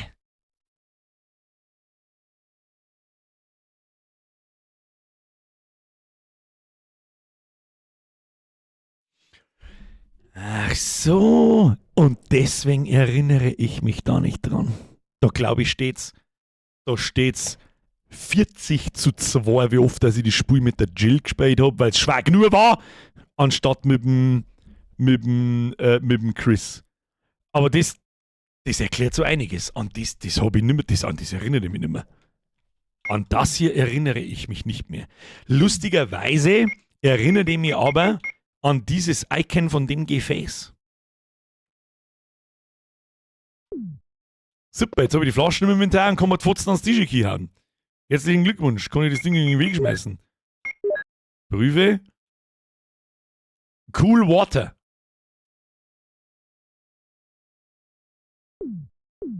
Das brauche ich nicht mehr. Sockt sogar noch. Kommt das Waschbecken was? Waschbecken. Möchten Sie Wasser in die... Nein, da erinnere ich mich nicht mehr. Ja gut, dann können wir uns das ja sparen. Haha. Easy! Easy! Besucht. Na, bevor jetzt die Websen wieder daher steppen, gehen wir lieber in den Safe Room nochmal hinein. Wo ist denn da eigentlich hingegangen? Ja, da nehmen. Ja, jetzt kann ich wieder keine Pflanzen nicht mitnehmen. Kruzifix. Schnell mich heilen. Steht da wieder Gandalf in Moria. Was da nicht dabei sonst? Im Zweifelsfall immer der Nase nach. Aber gut, für das habe ich euch dabei. Ihr wisst, wo der Hase läuft. So, jetzt machen wir so. Dann legen wir mal alles ab, was wir nicht brauchen. Brandmunition brauchen wir jetzt einmal nicht. Das scheiß Glasl brauchen wir auch nicht. Aber den ganzen restlichen Pumps, den können wir schon brauchen. Was passiert denn jetzt, wenn ich mit der Bazooka, wenn ich die Munition in Bazooka einlade? Wenn ich jetzt die Brandmunition in Bazooka einlade? Das weiß ich auch nicht mehr. Verliere ich dann die 3 Schuss, die drin sind? Oder wie kämen die dann außer als Sprengmunition? Weiß das noch irgendjemand? Ich weiß es nicht mehr. Ich weiß es nicht mehr. Ich fand ja immer gut, dass die Itembox mehr Slots hat, als es Items im Spiel gibt. Kisten meinst du? Nicht wundern, ich möchte bloß da hinten, wir kommen nämlich nie wieder zurück da. Also wir könnten, aber wir gehen nicht mehr daher, wenn ich mich richtig erinnert. Ich nehme jetzt da schnell also die 2 Pflanzen damit, kombiniere das schnell zusammen, dass wir uns da heilen können. Jo. Die hat 100 Slots oder so. Ich weiß nicht, wie viel das hat. Ich war jetzt davon ausgegangen, dass, ja, unendlich hat es wahrscheinlich auch nicht. Aber egal. So, dann nehmen wir noch ab. Nimm das noch mit. Ja. Dann nehmen wir die. Dann sind wir nämlich wieder grün. Grünes Kraut. Ich habe also ein bisschen in Erinnerung, dass die das grüne Kraut immer voll macht. So gut fast wie voll macht. Das ist einfach was, das haben wir früher nicht kapiert. Das haben wir früher nicht gecheckert. Und jetzt wird dann das Speichern wichtig, Kinder. Jetzt ist die Zeit gekommen. Ich glaube, es wird getauscht, vielleicht aber auch nur beim Zweier. Die Granatwerfermuni kannst problemlos wechseln, da geht nichts verloren. Ah ja, schau her, es gibt ein paar, die wissen es noch. Ich weiß es leider nicht mehr. Das der man nämlich jetzt einmal. Und sicherheitshalber, vorkehrungsmäßig, steckt man da mal unsere Säuremunition ein, meine Damen und Herren. Trust me! Ich habe meine Gründe. Säurepatronen. Lassen wir da, lassen wir da, lassen wir da. Na, schauen wir mal, was passiert. Nein, das geht nicht. Oder brauche ich einen freien Inventarslot? Schauen wir noch, schauen wir noch.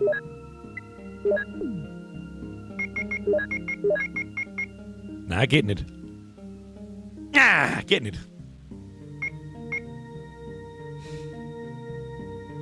Na gut, es ist, was es ist. Lassen wir es, wie es ist. Gehen wir wieder zurück aus. Wo haben wir überhaupt hergekommen? Ich glaube, da hinten, ne? Haben wir da gekommen? Blaues Kraut. Brauchen wir nicht. Schüssen aufs blaue Kraut! Ich wäre mir jetzt sicher gewesen, dass das geht. Ich habe aber auch was in Erinnerung, dass mir das geht. Ohne Heilung? Schüssen auf Heilung. So, das Wölfchen muss mir jetzt noch mal aufklären, was hat da gepiepst. Gut, dann nehmen wir halt das als Heilung mit. Grüne Kraut! Das ist das Funkgerät?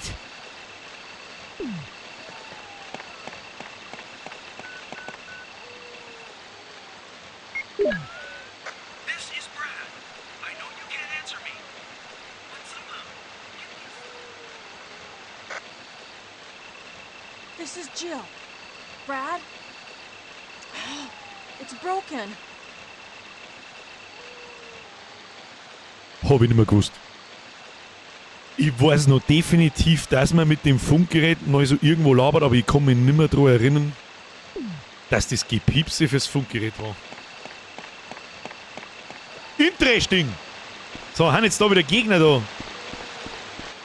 Ich glaube, die Batterie kriegt man die erst später oder habe ich die übersehen? Schauen wir mal kurz. Da waren wir noch nicht überall, das ist aber auch okay so. Da kommt man dann irgendwann, da der Brunnen da unten, ja, ich mag nicht spoilern, ich habe eine Vermutung, was da ist. Schauen wir da, waren wir überall. Und da waren wir auch überall. Weißt du, den Abschnitt, wo wir jetzt da gemacht haben, den habe ich so viel länger in Erinnerung. So viel länger in Erinnerung. Da müssen wir wieder durchsprinten, da hat es wieder die Schlangen runter. Ich glaube, dass die Batterie später gibt, die habe ich viel früher in Erinnerung. Und da können wir dann wieder in einen anderen, weißt du schon, in einen anderen Abschnitt dann. Da glaube ich, brauchen wir dann auch wieder die Kurve, kann das sein? Weiß ich nicht mehr. Ah, weiß ich nicht mehr. Haben wir grün. Jetzt kann man das direkt kombinieren? Muss ich jetzt schnell probieren. Muss ich probieren? Sie können nicht noch mehr tragen. Ja, aber du kannst es gleich kombinieren. So weit waren wir damals noch nicht. So, Freunde der Sonne. Neben der ersten Cutscene in diesem Spiel, wo der Zombie über dem Typ kniert und ihm den Kopf abbeißt, was wir damals nicht gewusst haben, weil es die Szene bei uns nicht gegeben hat, werde ich nun in weiser Voraussicht mal die Waffe wechseln und in die Cutscene-Szene umschalten. Denn was jetzt kommt, hat mich so viel Nerven in meinem Leben gekostet, du hast überhaupt gar keine Ahnung.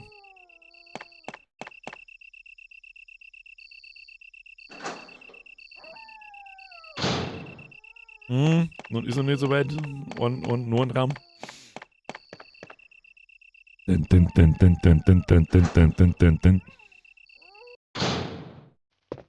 Gehen wir gleich rückwärts. Haben wir früher auch so gemacht.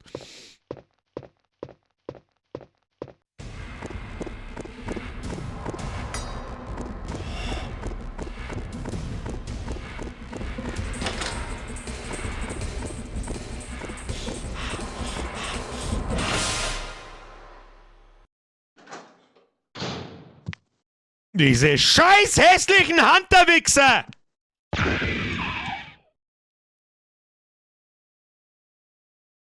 Seit wann ist denn die verfickte Bazooka so stark? Seit wann killt denn die Hunter mit einem Schuss?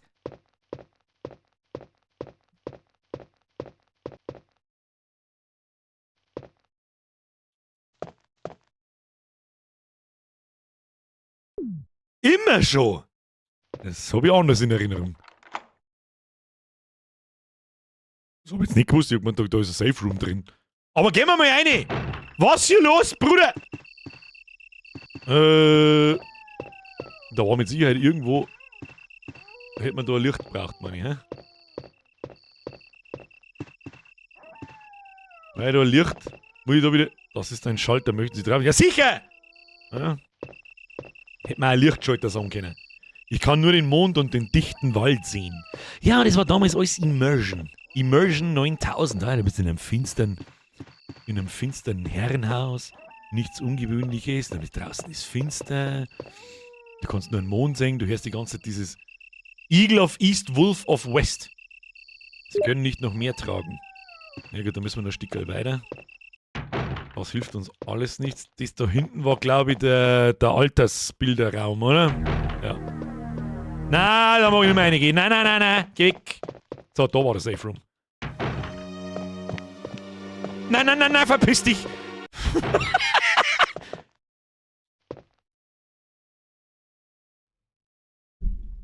Brother. Also, Chill ist wirklich Easy Mode. Chill ist wirklich Chill. Chill ist Chill. Grüß Kraut. Nix. Das nehmen wir mit, das nehmen wir mit, das nehmen wir mit. Ist die Frage, ob wir da jetzt Pistolen brauchen. Sollen wir eine Zeit lang Pistolen weg da? Ich weiß nicht, ob da noch recht viel. Hat sicher der Barry da gelassen, das kann gut möglich sein, ja. Das nehmen wir jetzt mit Schrotflintenmund, die können wir draufstecken. Und Säuremunition können wir auch draufstecken. Perfekt! Reißen wir die ganze Scheißbude aus!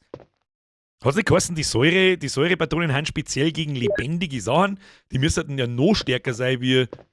Und weißt du was, das scheiß Heilspray Das backelt mir weg. Brauchen wir keine Heilung. Schauen wir mal aus, dass wir Heilung brauchen, oder was?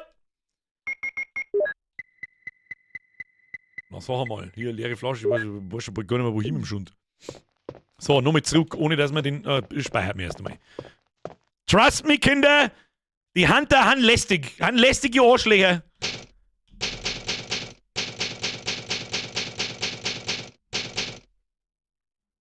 Alter, wann ist es 9:30 geworden? Ich hab mir's vorher gerade gedacht, wie ich draufgeschaut habe. Vor 3 Minuten. Egal! Was wir nämlich heute machen, wir spielen heute ein Stück länger. Dafür schmatzt man da noch nicht so viel. Was halten Sie davon? Hä? Was halten Sie davon? Heilige Scheiße, Fridolin, die habe ich komplett übersehen. Ich hoffe, du bist noch da. Grüß dich, Chef, sorry für die Verspätung. Hab mich gerade nur hockert gemeldet. Jetzt schaue ich dir zu, während ich Jobs suche. Viel Spaß, Junge! Ich wünsche viel Erfolg. Hauen Sie sich hinein. Also ist der Hunter der Licker von Resi 1. Im Prinzip ja. Im Prinzip ja. Aber ich find den Licker eigentlich gar nicht so schlimm. Das Einzige, was ich früher auch nicht gewusst habe, obwohl ich Resident Evil 2 auch 20 Mal durchgespielt habe, aber glaube, dass ich bei weitem nicht so viel in Resident Evil 2 wüsste wie in Resident Evil 1. Und ich hab damals nicht gewusst, dass der Licker halt auf Töne reagiert. Im Zwarer, wenn du da vorbeigehst, also nicht sprintst, sondern... Oh no, jetzt hat sich der Controller wieder aufgehängt. Müssen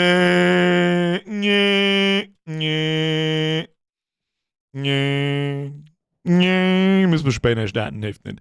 Das war letzte Woche ab und zu. Ich habe immer noch nicht herausgefunden, so recht warum und wann und überhaupt. Aber gut.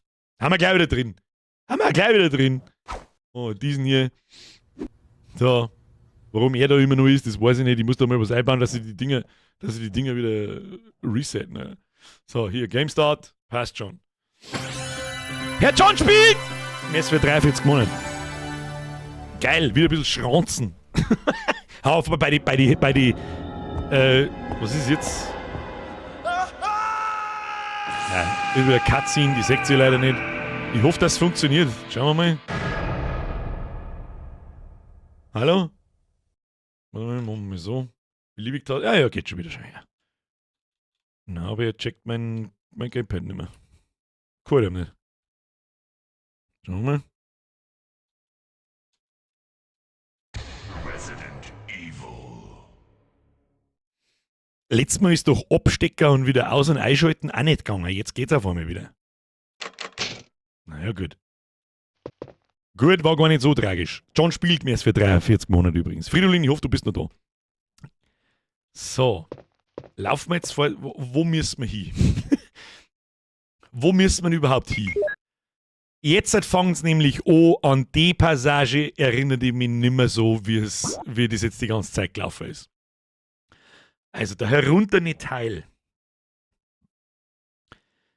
Das ist da, wo es Chill-Sandwich ist, dann da, wo die Hunde waren. Dann da ums Eck rundum. Und da hinten rein. Ich glaube, der kleine Raum da, das ist, wo der Riesenspiegel ist und wo der Zombie am Boden dahin grabt. Soll das einmal unser erstes Ziel sein? Da brauchen wir aber viel Munition. Da ist nämlich, glaube ich, in jedem Raum stehen ein Hunter umeinander. Aber wir werden sehen. Wir haben 14 Schuss mit der Bazooka. Ich hoffe, dass die Säure-Munition auch einen Hunter auf einen Schuss killt. Ansonsten haben wir sehr viel Schrotflintenmunition. Da müssen wir ein bisschen was davon hernehmen. Bazooka kann man sich auch gut aufhören für einen Tyrant am Schluss. Mr. Beamtaust! Mir ist für 61 Monate. Kuss auf die Nuss. Naja, gut. Dann lassen wir den Hunter da vor der Haus jetzt halt einfach noch mal stehen und betten wir das sonst nicht erwischt. Du Dreck! Die Mistviecher haben so schnell und treffen so gut! Haben wir schon wieder gegeben, oder? Nein, Gott sei Dank. So. Jetzt lass mich überlegen. Wo geht's da hin? Immer lauschen, ob wir Steps hören. Helmraum, Buch, 2 Minuten her. Hast auch wieder recht. Fridolin, freilich bin ich nicht da! Hockenstadt ist aber... Ach so. Das ist ein Begriff, den gibt's bei uns nicht. Da war der Safe Room. Da war das. Echt das Licht ausgegangen. Fridolin, merci dir. Ich wünsche viel Erfolg beim Finden eines neuen Jobs. Stimmt, es gibt ja noch eine Magnum. Die kann ich jetzt aber leider nicht mitnehmen. Ihr merkt euch jetzt. Lichtschalter Arbeitszimmer. Colt-Munition. Ich weiß nicht, warum ich Colt sage. Das Ding heißt Magnum. So, Buch. Das muss man auch wieder aufklappen. Ich weiß genau, was es ist. Flüche. Band 1. Den habe ich geschrieben. So, hier Fluch. Prüfe. In dem Buch lag eine Medaille. Adlermedaille. Eine Medaille aus dem ersten Buch des Verderbens. Eine Medaille aus dem ersten Buch des Verderbens. Und jetzt haben wir es das erste Mal soweit. Ich habe keine Ahnung. Natürlich müssen wir es irgendwo einstecken, das ist mir schon klar. Das ist Resident Evil typisch, aber ich weiß nicht wo. Jetzt killen wir.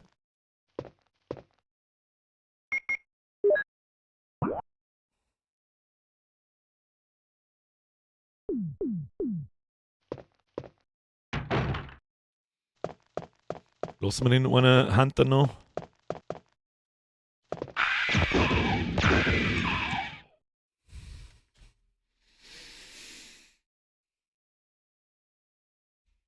Alles klar, Freunde der Sonne! Mr. Jumpscare, here we go! Also da springen wir schon. Natürlich müssen wir irgendwo einstecken.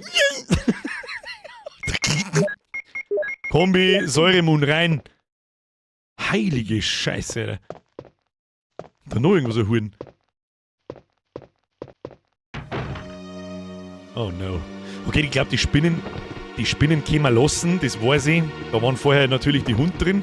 Scheiß auf die Spinnen, da rennen bloß 5000 Kleine da umeinander, sparen wir Munition. Spinnen kennen eh nix.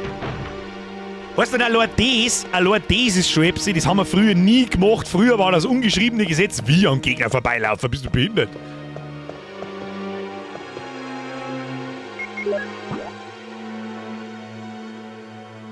Ne, das stimmt nicht ganz, Müssen wir erst noch ein Tier weiter aussehen. Was war denn da dann früher drin? Weiß ich nicht mehr. Ich weiß nicht mehr. So, da.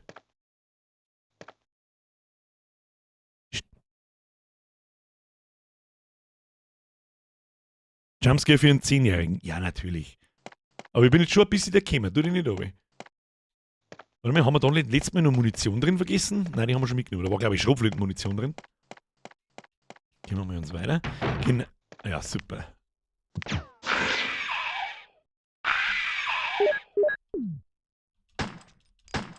Oh, der stirbt auch ein Schuss! Da haben wir noch schon den Pistolenmund verkackt. Aber ich meine, vielleicht tut die Säuremunition vielleicht tut die stunnen oder so, weißt du schon? Hätte ich mir gedacht gehabt. Sie haben keinen Schlüssel für diesen Raum. Was ist das für an das erinnert ich mich auch nicht mehr, was das für ein geschissener Scheißer-Schlüssel war. Aber Hauptsache da Munition verkackt. Für das scheiß Mistviech da. Und kein Inventarslot auch nicht frei. Greiz Birnbaum. Sitzt mir im Pfotzen geschissen. Ich hab gemeint, da brauchen wir einen Helmschlüssel. Gut, dann halt nicht. So, was nun? Was nun? Eigentlich müssten wir zum Safe Room. Eigentlich müssten wir zu einem Safe Room und ich weiß gerade nicht mehr auswendig, wo auf der linken Seite ein Safe Room ist. Jetzt schauen wir uns das Herrenhaus auf der linken Seite einmal an. Das heißt, wir gehen durchs Esszimmer und dann den langen Gang nach hinten und dann in das eine kleine U, wo man noch nicht drin ist, der wir jetzt einmal. Das schauen wir uns an, damit wir wissen, was das für ein Raum war. Weiß ich nicht mehr.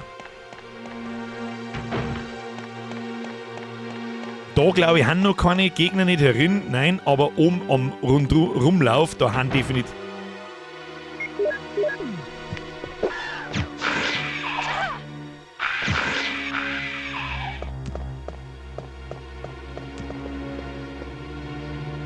Na nicht! Säuremoon, beste Moon! Liegen da dann auch vielleicht neue Items umeinander oder so? Oh, da ist darin kein Blut. Waren da jetzt zwei oder einer? Da liegt einer und da liegt einer. Ja, das möchte ich aber auch hoffen.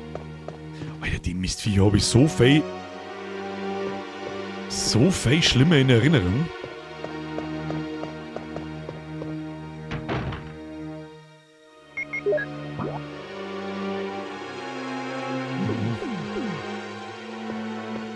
Da ist auch bloß alles voller Hunter-Scheiße. Aber da war ein Safe Room in der Nähe. Das ist von innen verriegelt. Das war das Klavierzimmer, glaube ich. Gell? Da hat es auch nicht wirklich was gegeben. Liegt da noch was umeinander? Nein. Ne, das passt mir jetzt so ist gar nicht da. Ich hab keinen Inventarplatz. Gut, dann müssen wir halt noch mit durchlaufen. Das hilft eh nicht. Wird der mir das, wird der mir, da müssen wir sowieso auch durch, drauf geschissen. Wo ist er? Der schreckt mich nicht so!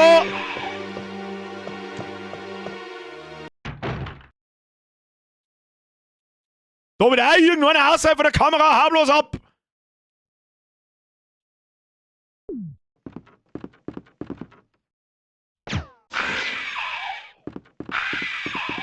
Schau dir noch.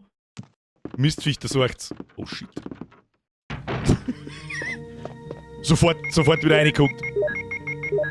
Den lassen wir stehen da unten. Vitamine und Serien. Jetzt müssen wir da mal ein bisschen ausräumen. Es hilft nicht. Es hilft uns alles nichts. Müssen wir das wirklich?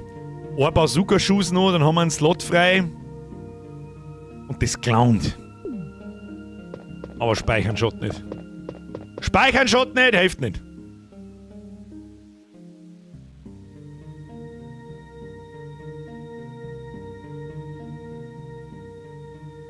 Der THV schreibt, meine Freundin schreibt WhatsApp, dass sie mich liebt. Aber ich hab doch gar nichts gemacht. Selber schuld. Gar nichts gemacht beinhaltet nicht einfach gnadenlos davongelaufen. Was soll man jetzt da machen? So.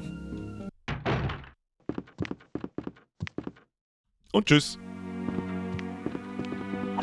Ja, natürlich stehst du wieder in irgendeinem Kackwinkel, du Mistviech.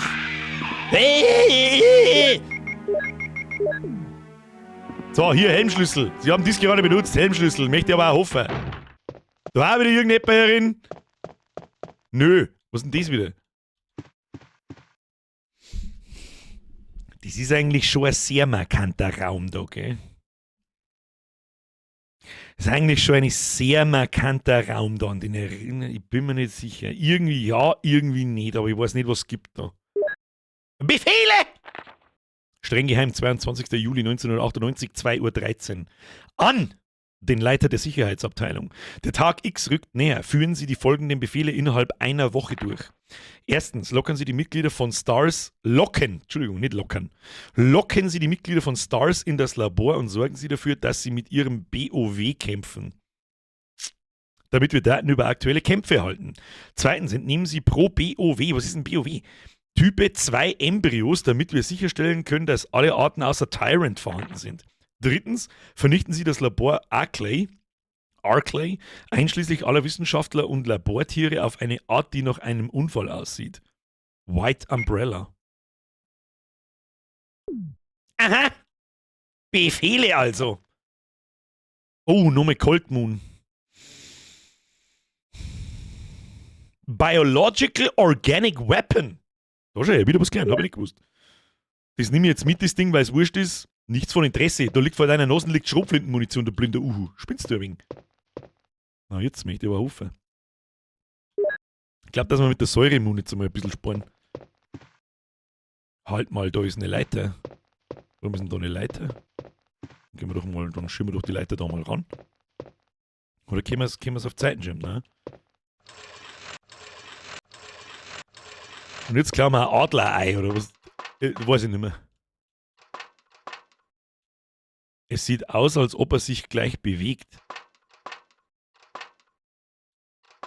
Das ist doch absichtliche Irreführung ist doch das. Oder blitzt da irgendwas? Und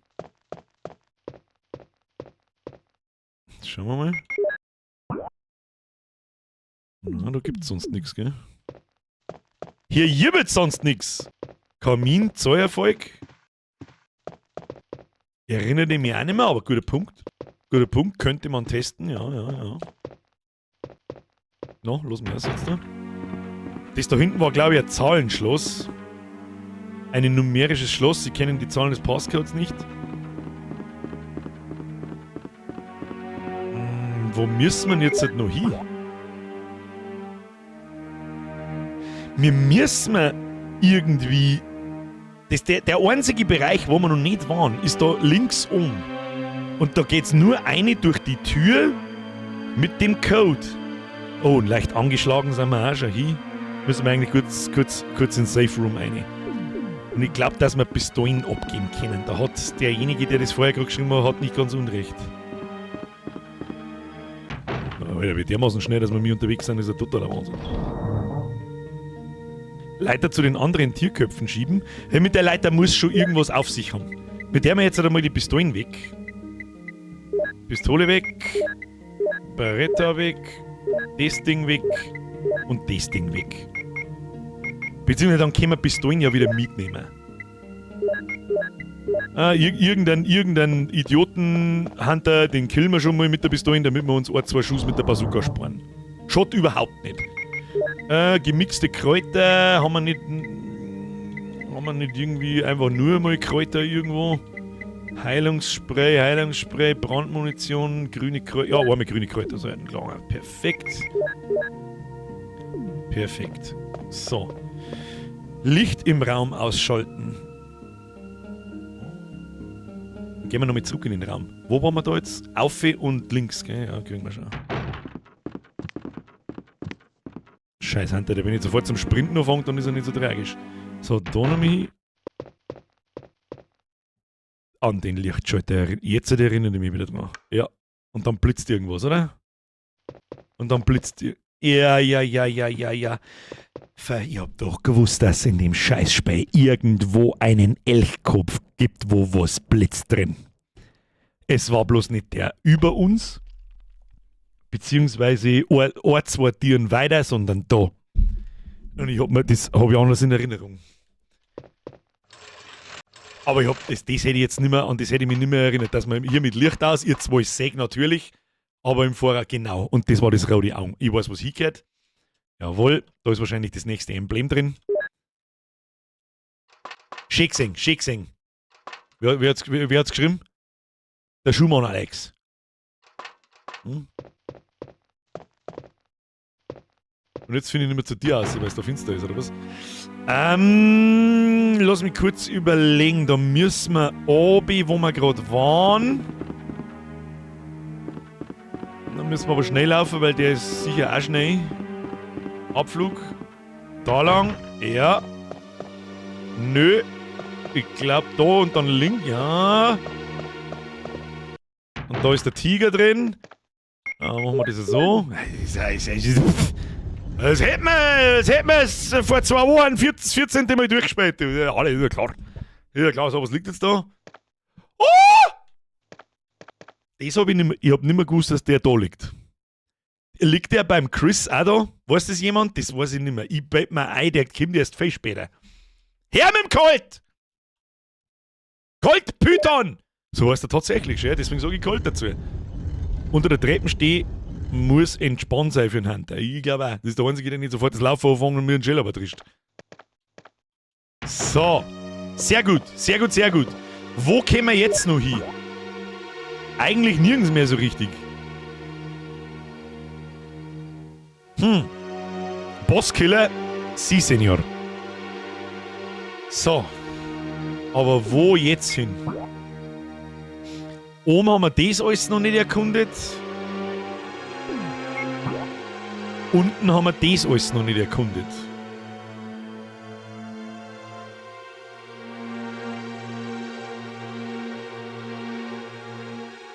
Jetzt beißt es ein wenig aus. Das soll ja was ist. Jetzt beißt es tatsächlich ein bisschen aus. Wo kann man nur einen Helmschlüssel reinschoppen? So, das U da, wo wir noch nicht drin waren, da sagt er, das ist von innen verschlossen. Jetzt schauen wir mal, wie tut man da eins drüber schalten? So.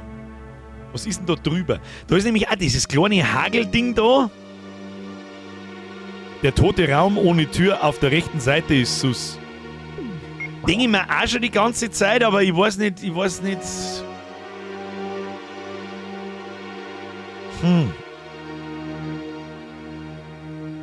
Leuchtet auf der linken Seite auf der Karte nicht was gelb? Ja, tut's. Ich kann nicht hingelangen. Ich kann nicht. Ich hab keinen Mauszeiger da in dem Spiel und ich kann's euch nicht zeigen. Aber auf der linken Hälfte haben wir einen Raum, der wie so ein U ist, das nach links zeigt. Und da in der Mitte drin ist so ein ganzer Mini-Raum, der ist auch gelb ausgefüllt. Und der ist für mich sus. Aber ich weiß nicht mehr wie und wo und überhaupt. Kann man nicht bei der Schlange irgendwie in den anderen Raum? Aber die Schlange war ja auf der anderen Seite. Jetzt haben wir soweit. Irgendwo muss nur ein Tier sein, wo wir einen Helmschlüssel brauchen. Und ich sehe nicht wo. Es gibt noch 2 Räume, wo wir nicht drin waren. Im Untergeschoss. Und das ganze Brimborium da, links oben jetzt. Da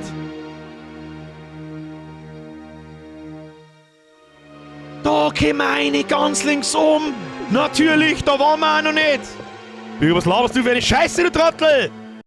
Warst du überhaupt noch nicht unterwegs? Wir haben jetzt unterwegs. Da werden noch mal ein paar Hunter gekillt, aber diesmal mit der Schrotflinten. Vielleicht schafft man auch mal einen mit der Pistole. Schauen wir mal, wie viel Kugeln das der weghängt. 15 wahrscheinlich.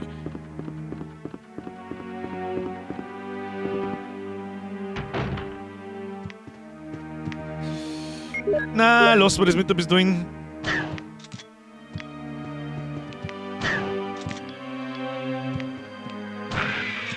Drei Schrotflintenschuss, okay. Vielleicht können wir da aus der Entfernung.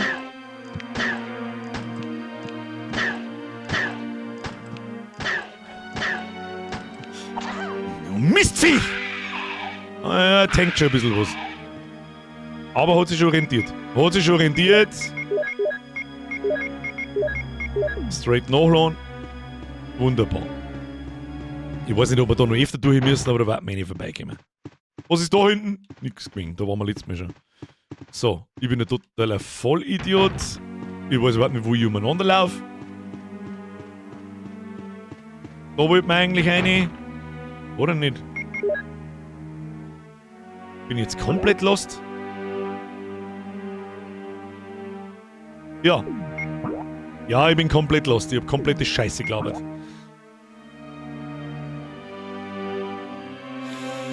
Der Raven schreibt, war im ersten Obergeschoss noch ein Raum, von da bis gekommen. Ja, das habe ich mir gerade gedacht. Ich wollte da jetzt nach links oben, dabei ist das da. Wir brauchen von irgendwo den Code für diese Tür da hinten. Waren wir in jedem Raum? Recht ein großer Raum im F2? Recht ein großer Raum in F2. Was war denn das? Das war doch der Gasraum, oder? Aber ja, gehen wir mal um. Das hilft ja nicht. Es hilft ja nicht. Irgendwo muss entweder der Code für die Tier sein, wo du nicht warst. Aber, ach du Scheiße! Sag mal, wie kann ich den übersehen? Wir können den übersehen. Okay, jetzt zweifelt die wirklich an mir selber. Okay. Jeden Scheißdreck weiß ich auswendig und deswegen, ja, ist eh wurscht. Okay, ich weiß, wo wir hin müssen. Passt schon, sind wir schon unterwegs. Er sieht den Raum vor lauter Herrenhaus nicht. Ja, ja. Das hat für mich nicht so nach Raum ausgeschaut. Ich weiß auch nicht, wie ich sagen soll. So, mit der Pistole einen Hunter killen ist irgendwie sinnlos. Dann nehmen wir lieber nochmal ein paar Schrotflintenschuss her, hätte ich vorgeschlagen. So, da ist nämlich auch einer drin, wenn ich mich richtig erinnere. Genau. Ja, genau. Der kann nämlich springen! Du Wichser! Schnelles Mistvieh. Schau bloß, dass du verreckst.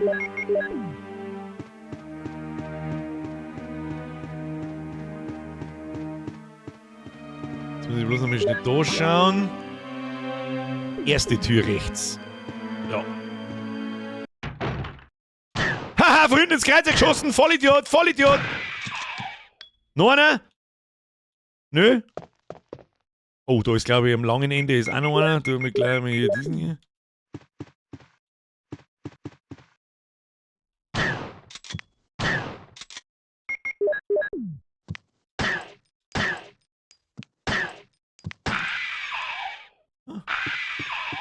Munitionssparend Tiere, Mistviecher töten. Tiere natürlich nicht. Hoppla, ist das überhaupt der Raum, wo ich hin möchte? Ja, ist er. Nein, also nicht, aber das ist er. Ja, genau. Super. Und jetzt ist der Helmschlüssel schon wieder nutzlos. You serious? Was ist jetzt? Ich weiß nicht mehr, was da drin ist. Jetzt fängt's an, das keine Chance mehr.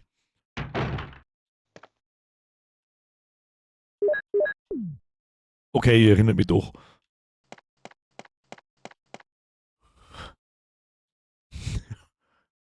Glaube zumindest. Ich gehe mir ans Klavier und schau, was passiert. Dun, dun, dun, dun! Und ich hab kein Heilklump dabei und schon lange nicht mehr gespeichert. Komm, schieß mir einfach drauf.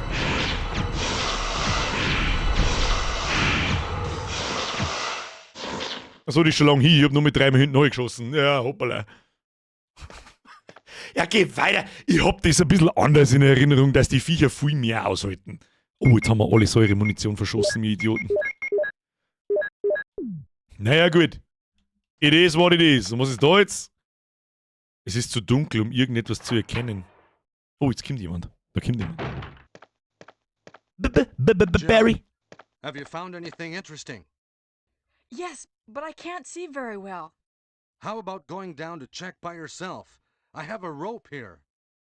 Oh, do you? Well, then I'll try to go down using the rope. Wait. Diese Dialoge, Alter. Wirklich so geil unterirdisch. Kein Mensch auf dem Planeten redet so. Jetzt nicht von der Betonung oder so, sondern die Art, die Sätze einfach. Ich habe ein Seil! Ja, dann werde ich das Seil benutzen! Now I've done it. Sorry, Jill. Wait. I'll go and get another rope. Jetzt holt er ein nice Seil, der Idiot. Barry! Du, Barry, dieses Seil kann man fein aufschmeißen. Aber sagt, das kann ich sagen, mir damals schon gelegt. Damals schon denkt. Darunter ist ein Schalter. Möchten Sie ihn betätigen?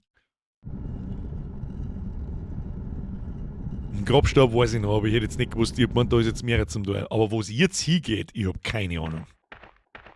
Geht's jetzt schon ins Labor, aber nein. Was ist denn jetzt?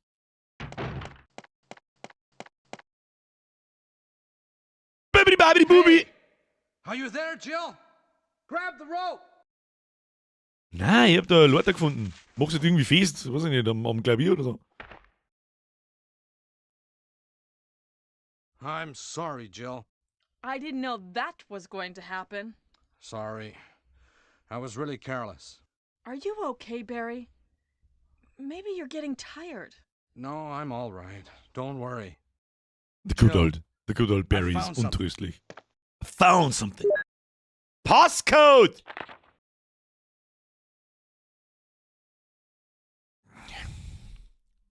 Jetzt brauchen wir das Meme. Was? Lustigerweise kann ich es besser lesen, wenn ich mein Brühen oben tue. 80830. Okay. Ja, Bernie, gleich mit gespeichert, wunderbar. Thank you. I'll take this then. I'll take this down. Das ist so gut einfach. So, bevor wir jetzt da oben gehen, machen wir aber noch den Passcode auf. Das sagt der was ist. Ist da vielleicht im Kamin was drin? Vielleicht noch mehr Schlangen. Im Kamin ist eine Öffnung. Ja, wow. Tolle Geschichte, danke. Da ist sonst nichts. So, wo sind wir mir? Mal schnell schauen. Ach, das ist weit, gell? Müssen wir ganz an die andere Seite um. Ja, aber wir können durchlaufen. Können wir durchlaufen, haben wir alle Viecher getötet. Ich fürchte, dass wir schnell oben müssen. Da ist auch noch eine Hand da unten. Und dann werden wir schnell Inventarmanagement betreiben und speichern. Ja, natürlich, da wischt mich du noch schnell, du Mistviech. Kruzifix. Nein, den Hunter lassen wir stehen! Mal keinen Mund verscheißen wegen dem Arschloch. Den Code brauchen wir nicht merken. Okay, dann passt eh. Dann passt eh. So, Munition, gemixte Sprengmunition. Jetzt passen wir auf, wir haben noch, werden wir mal ein bisschen sortieren. Hätte ich vorgeschlagen. Brandmunition. Dann der wir hier Magnum-Geschosse, Adler, Medaille, der wir das da hier, das da, Munition da. Das Heilungsspray nehmen wir her. Leere Flasche braucht keine Sau, Kampfmesser auch nicht. Gemixte Kräuter, Kurbel, Heilungsspray. Da ist so viel Klump.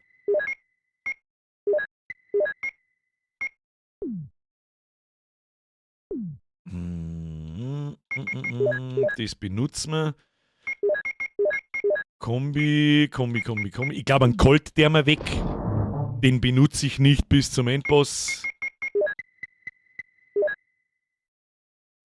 Haben wir so viel Munition. Und dann nehmen wir da Brandmunition, Sprengmunition. Haben wir bloß noch 2 Dinger, oder was? Brand, Spreng. Und lassen wir die Sprengmun. Lassen wir eine Bazooka nehmen mit. Sicherheitshalber, dann haben wir 3 Slots frei. Das muss klappen. Das sounds vernünftig. Ich glaube sogar, dass wir die Adlermedaille mitnehmen können. Kannst du die Bazooka mit der Moon laden? Ja, kann ich.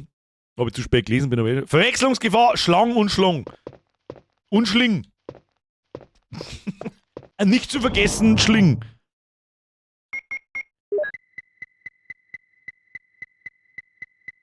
Ja, was haben wir wieder? Ski.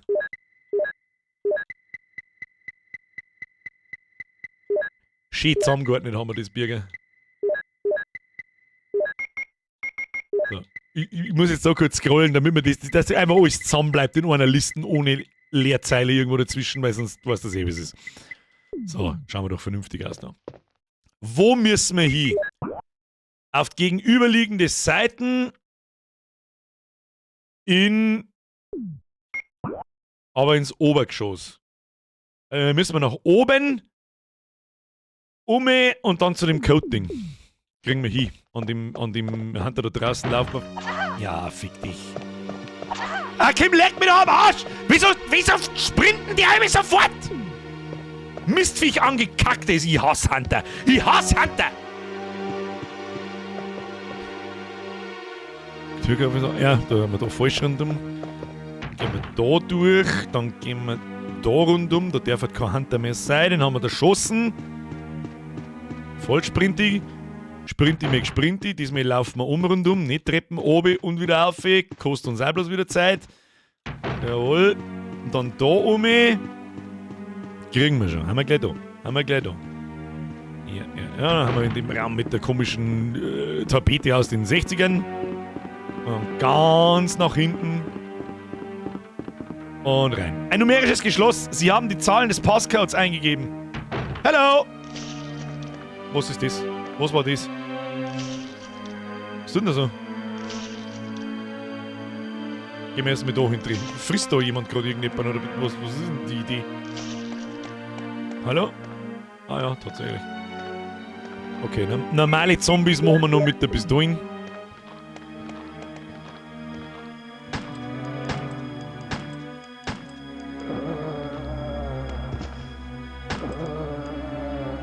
Easy. Mein Freund.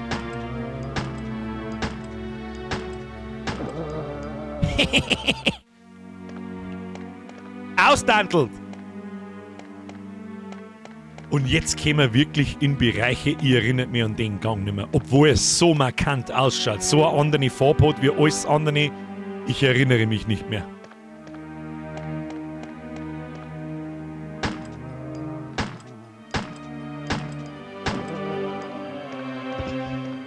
Ist er jetzt hier oder nicht?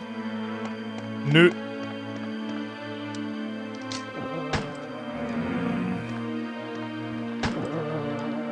Jetzt haben wir. So, wenn da ein blaues Kraut steht, dann steht das doch nicht zur Gaudi. Das nehmen wir mit. Aber jetzt fühlt sie sich bald an wie, so grob, ja, kenne ich mich noch aus, aber irgendwie auch nicht. Aber das finden wir schon. Wenn da blaue Kräuter stehen, dann kommt da jetzt mit Sicherheit irgendein Giftschund. Kann man eigentlich das da auch noch dazu da? Noch jetzt ausprobieren. Jetzt ist zwar das Inventar dann voll, aber ist ja wurscht, der Hunter hat uns eh einmal gehauen. Was, machen wir so? Haben wir ganz voll. Passt schon. So.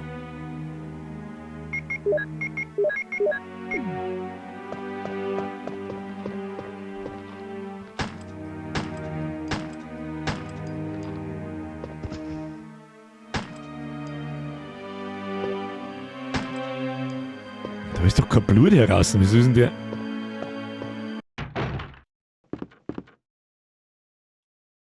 Eine Batterie!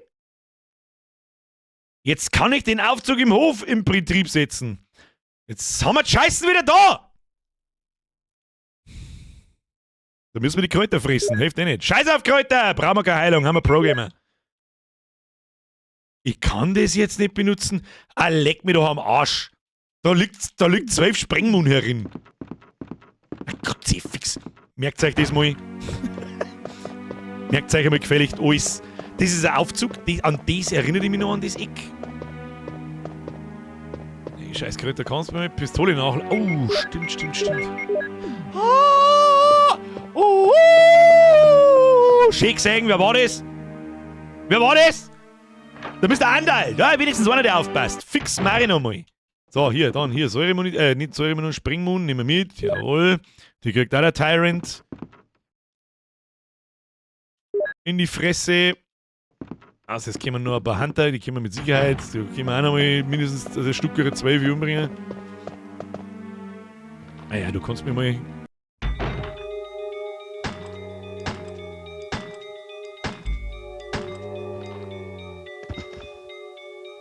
Jetzt meine ich, wird's dann eng mit der Pistole. Einen so einen weißen Zombie, die halten, glaube ich, ein bisschen weniger aus wie die Gräner. Der Schreibtisch ist verschlossen. Möchten Sie dies benutzen? Ja. Sie haben dies gerade benutzt, Dietrich. Das war klar, dass das da wieder drin ist. Gott sei fix! Alter, wir haben ja eh so viel Munition. Weißt du was? Jetzt drehen wir einfach umeinander und schießen irgendwelche Leute einen Haufen.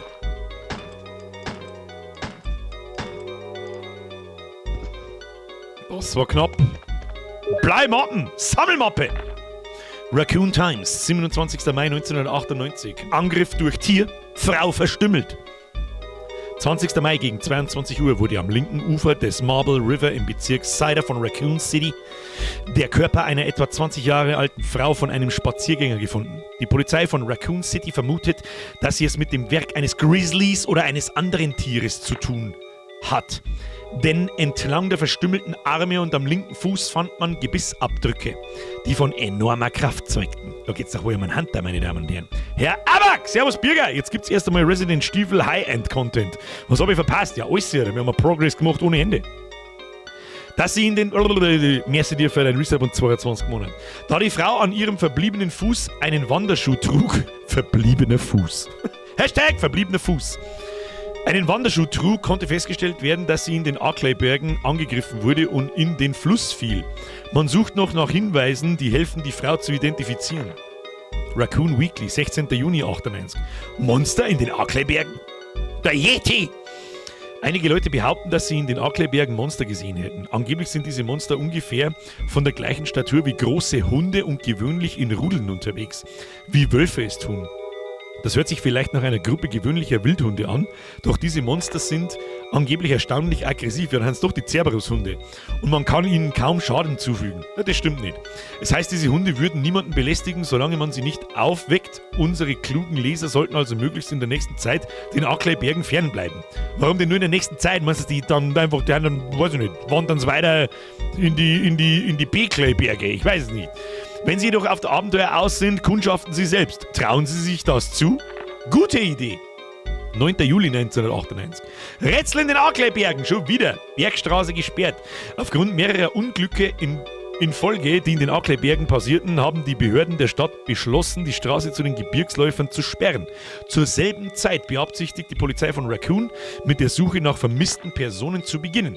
Mit der Hilfe der Mitglieder des STARS-Teams, mit uns, deswegen haben wir wahrscheinlich da. Man erwartet beträchtliche Schwierigkeiten wegen der riesigen Ausdehnung der Arklay-Berge und des urzeitlichen Waldes, der den größten Teil des Gebietes bedeckt. Es erreichen uns immer wieder Berichte von Leuten, die groteske Ungeheuer in den Bergen gesichtet haben wollen.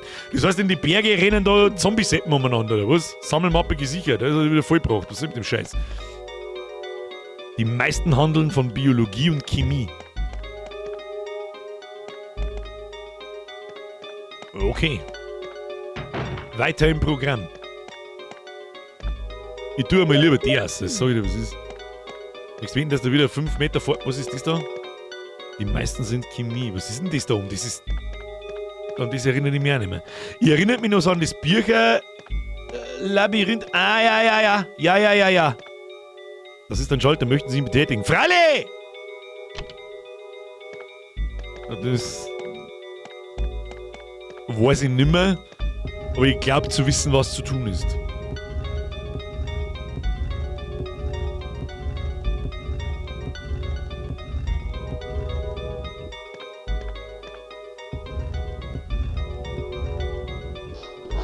Gott, dass der Zelda-Sound nicht kommt. Oh, Diskette. Ich weiß zwar nicht, was ich mit der tue, weil wir haben noch keinen einzigen PC nicht gesehen, aber... Puh. Sie können nicht noch mehr Teile tragen. Fucking Inventarmanagement! Leck mir am Arsch! Wo sind wir überhaupt? Ah, jetzt haben wir alle Räume beieinander. Und der Aufzug da, das ist das kleine Loch, wo man auf und runter fahren kann. Jetzt sind wir beieinander. Ich muss in den Safe Room und die Scheiße abliefern. Let me be in the Safe Room hinein. Let me out. Warte mal, geht's da noch weiter? No. Ja, bis der Herstep dabei geht weiter runter. Schauen wir mal. Der gute über den Aufzug. Wo ist die Gürteltasche? Die hat's damals noch nicht gegeben. Schöner Ladescreen, danke. Oh, die Musik, Alter.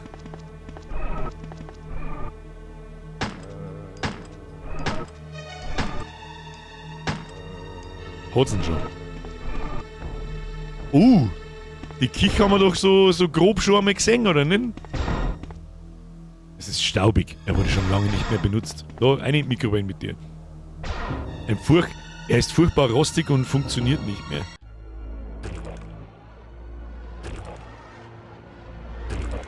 Weiß ich auch nicht mehr. Oh, jetzt, ich hab nicht umgeschaltet. Es ist eine billige Cutscene, wo jemand der Treppen runtergeht. Aus der Ich-Perspektive. Ist nicht schlimm. Nichts Besonderes. Da kommt jetzt der Zombie-Sepp daher. Ja, wie viele Schuss haben wir noch? Nimm mal einen Teufel, geh her zu mir, Kim. Bitte einmal nach oben zielen. Tschüss dann. So. Hätten wir das auch. Das ist die Treppe übrigens, wo er runtergegangen ist. Da war jetzt langsam. Was haben wir denn jetzt wieder? Noch mehr Lift. Was ist da hinten? Sie haben sie geöffnet. Ah, das ist die andere Seite von da. Jetzt sind wieder Schuhe draus, Schauki.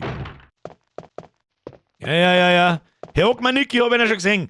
Mit fast 40 Jahren am Typen im Internet zuschauen, wie er dieselben Spiele spielt, wie ich selber als 10-Jähriger gespielt habe. Sie haben ihr Ziel erreicht.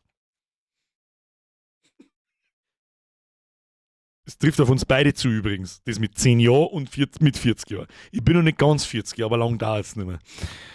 Da kann ich übrigens auch mit drüber geredet, da ist wirklich nicht mehr lang hin. Das ist beängstigend. Scheiße, in 6 Wochen, Alter. Da bin ich übrigens einmal eine Woche nicht da. Also in meiner Geburtstagswoche bin ich jedes Jahr eine Woche nicht da. Das ist jetzt ein bisschen blöd. Man, wisst ihr wie es ist. Gibt es jetzt da in der Kirche sonst nichts? Weil ich an Ostern gerade auch schon in der Woche da war, aber das hat einen anderen Grund gehabt. Aber ja. Ein Gasherd, das Gas ist nicht angeschlossen. Ist das ein Shortcut? In 6 Wochen wird er schon wieder 29. Ja. Mit Anlauf.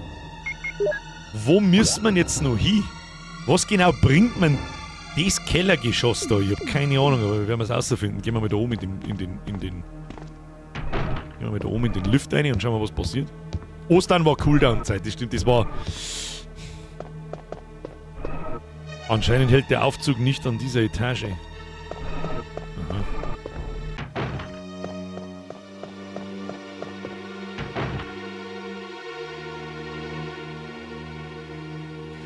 Eigentlich müsste man in irgendeinen Safe Room und dann können wir die Batterie draußen reinstecken. Haben wir da nicht halbwegs richtig? Ich glaube schon, gell? Nur mit zu Testzwecken. Was ist da herin gewesen? Da war was im Schubladen drin, glaube ich, gell?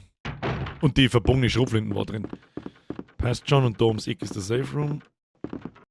Beim gechillten Seppen. So, machen wir jetzt mal so. Weg damit. Die scheiß Medaille.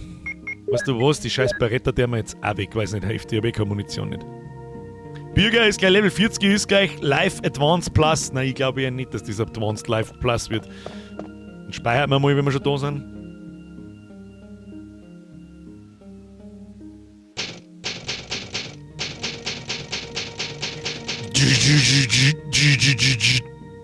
So, passt.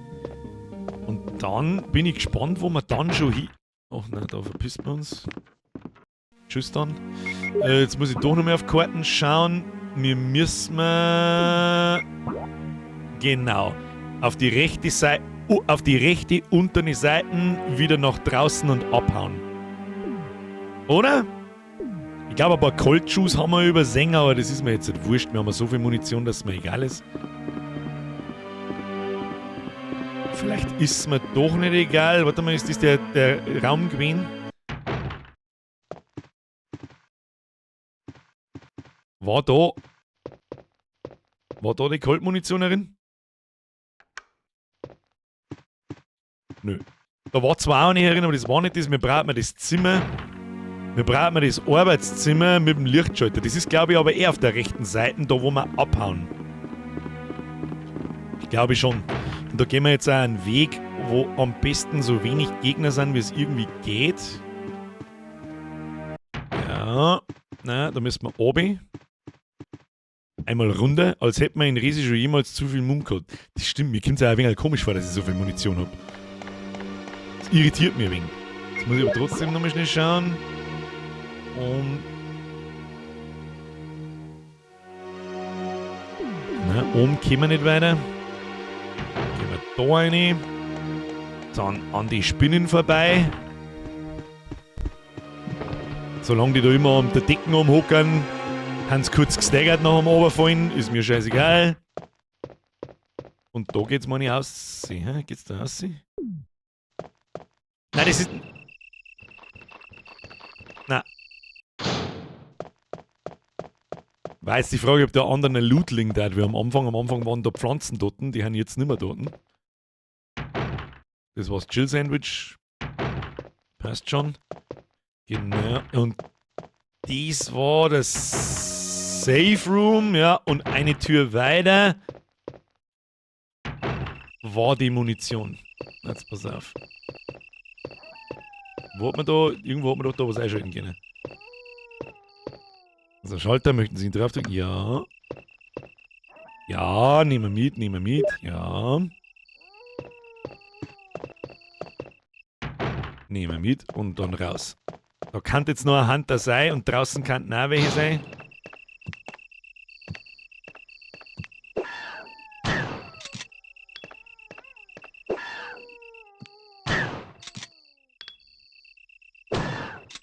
Ja, ganz toll!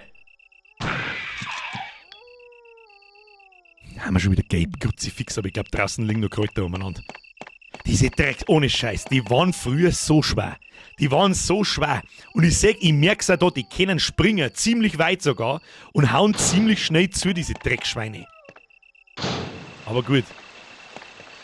Das machen wir jetzt folgendermaßen. Da sind wir mir gleich fertig. Haben wir unterwegs ein paar Kräuter stehen lassen. Hier, Nutze, haben wir schon wieder gut.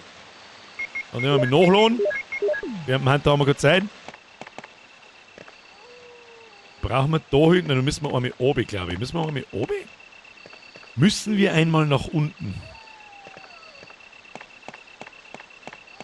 Ich weiß das nicht! Ich glaube schon.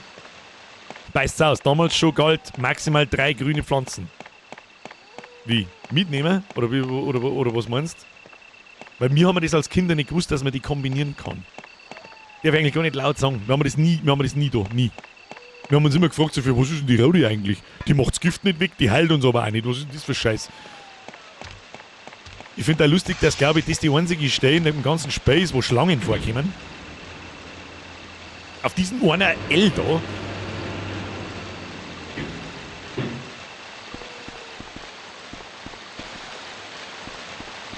So, dann.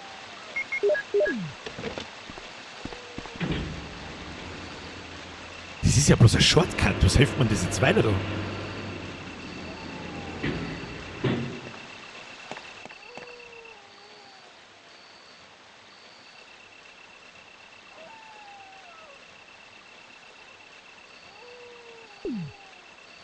Müssen wir mir das Wasser wieder wegkurbeln? Feinstes Backtracking, selbstverständlich. Damals war das noch in Ordnung. Damals hat es den Begriff noch gar nicht gegeben. Ich hole jetzt einmal die Kurbel. Und dann kurbelt man das Wasser wieder zurück aus. Da ist der andere Safe Room. Hätte mich schon wieder fast gehabt. Das Mistviech, wenn es am Sprinten anfängt. Ich kotz. Ich kotze. Wie ist der Teufel? Ah, warte mal. Magnumgeschosse können wir weg da. Schauen wir mal, ob er uns diesmal wieder erwischt. Ja, natürlich erwischt er uns. Und der zweite Mal erwischt er uns wahrscheinlich. Ah, geh weg! Drecksmistviech. Aber ja, stehen noch ein paar grüne Kräuter draußen. Die fressen wir auch, sag ich, wie es ist. Denn unsere Energie ist nicht ganz voll, selbst wenn grün dort steht. Okay.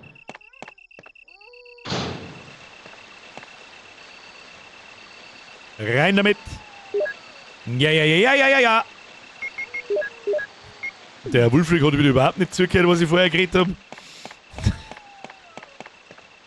Du Zipfelarm, du.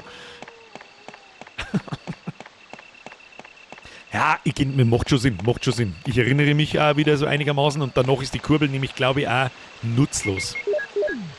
Und jetzt machen wir da wieder zu, das Wasser rinnt auf. Unten kommen wir jetzt durch den anderen Aufzug nach unten und dann durch den Wasserfall durch, genau. Die Kurbel ist doch noch nicht nutzlos. Naja, gut, dann halt nicht. Herr Wulfric, wenn ihr nicht aufpasst, der nuschelt mir zu sehr. Ja.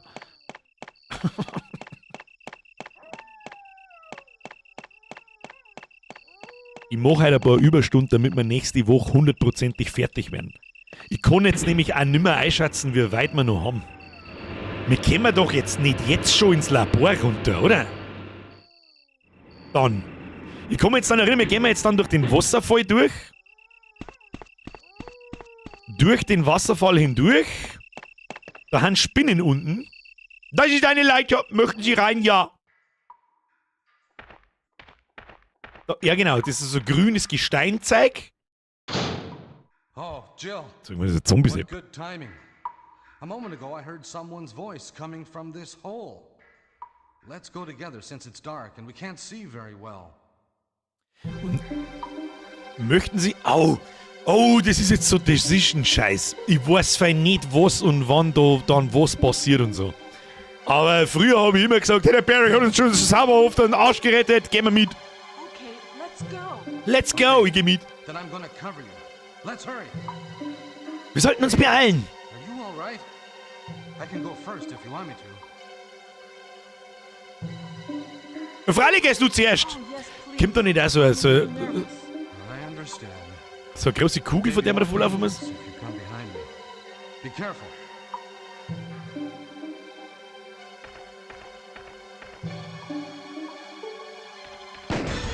Harry? Ja, das ist jetzt aber schnell gegangen. Wo ist er jetzt hin? Hallo? Einfach mal geh. Wo zum Fix sind wir da? Is that Jill? Is that voice Enrico's? Wer ist der Enrico? Yeah? You're alive. Ja. Wait there. Are you with anybody, Jill? What? Oh no, I'm alone. But why are you asking? Ja, ich erinnere mich schon. Listen, the stars are going to be finished soon. Someone is a traitor. Everything was plotted from the start by Umbrella. Und dann hat einfach irgendjemand aus der Wind rausgeschossen und peng peng. Der Enrico ist vom Bravo-Team. Enrico! Who killed him, I wonder? Who killed him, I wonder? Ja, wundert mich ehrlich gesagt auch, weil ich sag da rundherum nix und niemanden. Nimm wenigstens seine Munition oder sein Pistolen mit oder so. Er konnte sich mit dieser Verletzung nicht mehr bewegen. Er hält irgendetwas fest. Toll! Na! Weg mit deinem Pistolenmagazin. Brauch bloß Blasen jetzt grad. Don't give a shit. Da liegt einfach eine Kurbel am Boden!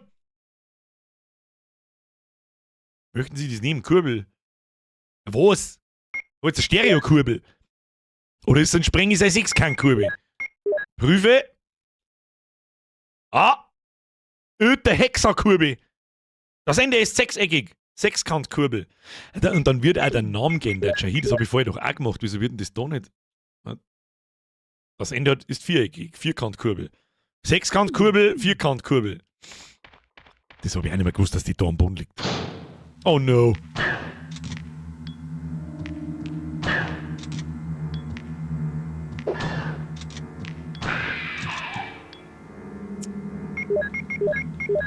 Außer mit den Schrotflintenschuss! Da ist er! Wo kommt der her? Das hab ich nicht gesehen. Gehen wir da ist einfach zu. Kim, steh auf. Nein, die Scheißspringerei!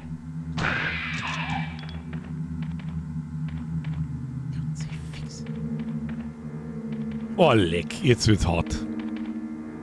Jetzt wird's hart. Und die ganze Kacke, nein. Ein Stromgenerator, aber er funktioniert nicht. Da ist auf alle Fälle ein Heilungsspray, das können wir uns gleich mal reinpfeffern. Sprengmunition. Die, glaube ich, können wir auch mal hernehmen, vor allem für die Scheiß.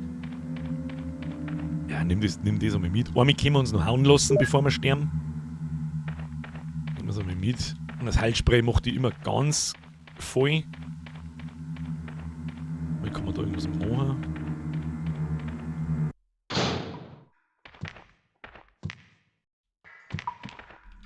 Ja, fick dich.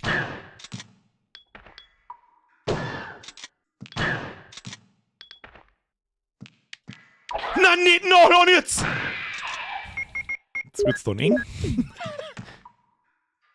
Wobei es rot auch noch geht. So, dann sparen wir mal ein paar Schrotflintenmunitionen, weil das da. Was ist das da? Also, ihr kennt natürlich dieses Tunnelsystem noch, weil das genauso seltsam 60er Jahre Tapetenstyle ausschaut wie dieser komische Gang im Herrenhaus. Aber. What happened? Was passiert denn alles? Und warum ruckelt die Szene immer noch genauso wie vor 30 Jahren? Embarrassed. I was clumsy. Das macht mich ganz verlegen. Ich war I'm ungeschickt. going to give you first aid. Maybe my time's come. Jill,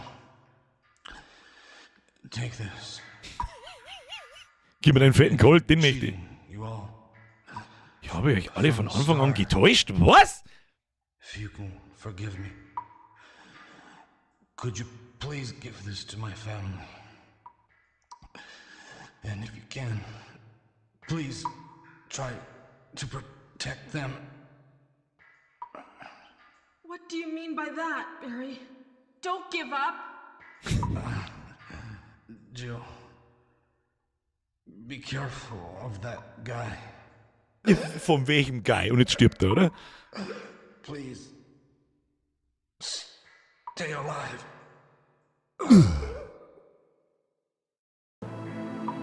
Barry, no! Der Barry war auch nicht für die Guten. Barrys Foto. Sein Familienfoto, oder? Oh. Meine sehr verehrten Damen und Herren, ich bitte um ein F in den Chat. Labert 2 Minuten, aber eins muss ich dir nur sagen.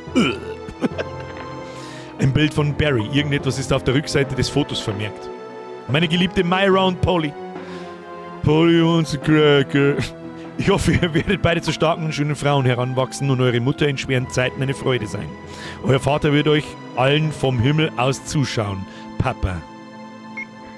Das ist mir jetzt gerade zu unangenehm. Ich mag nicht weiterlesen. Lass mich in Ruhe. Aber F für Barry gehört her. Und je nachdem vorher, wo wir uns entscheiden haben müssen, ob der Barry vorausgehen soll oder mir, hätte er überlebt oder er stirbt. Ja, hat damals schon hier Entscheidungs... Oh, da kann man speichern schon, ja. An die Schreibmaschine erinnere ich mich tatsächlich noch, seit ich jetzt zumindest das erste Mal gesehen habe. Ich erinnere mich. Weg durch den Garten. Jetzt gehen wir da mit dem Siegummi. Da hängt irgendwas. Was ist da? Das ist ein sechseckiges Loch. Geht ja ganz, ganz blöd ist das hergegangen.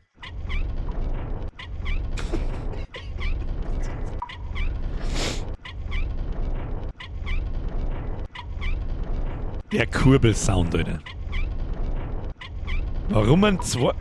Muss ich da aufhören oder macht er das von selber? Warum ist in der Raum zweimal dran? Okay. Mit uns. Da hat man sonst. Was ist das? Nix. Oh. Was hat man da gleich wieder da müssen? Das schaut fast so aus, als könnte man dort Schrotflinten hinhängen.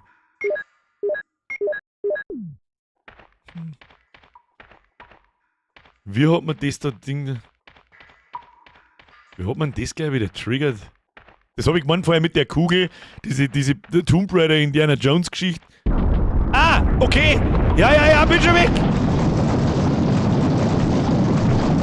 Nein, ich bin schon weg. Da war Brandmoon, ich hab's genau gesehen.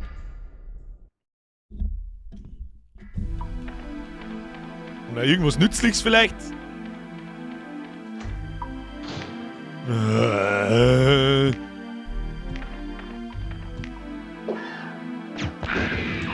Vollidiot, hab ich dir deine Arme abgeschossen. Ja, freilich nicht mehr Brandmoon mit. Freilich nehmen wir es mit. Wir haben zwar schon seit 4 Stunden keine Kisten mehr gesehen, aber ist ja wurscht. So, wo zur Hölle sammeln wir? Garten B1. Müssen wir mal eine Karten finden oder so, da kennt sich kein Schwanz aus da unten. Aber sonst hat es jetzt doch nichts gegeben. Nur diese bescheuerte Moon. Kein Schlüssel, kein, weißt du schon?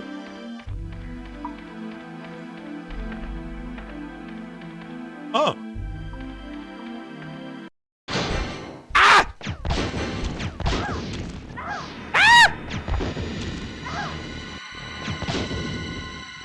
Mistviech des Schissens! Oh, haben wir schon wieder Gabe. Und zum Heilen haben wir auch wieder nichts dabei.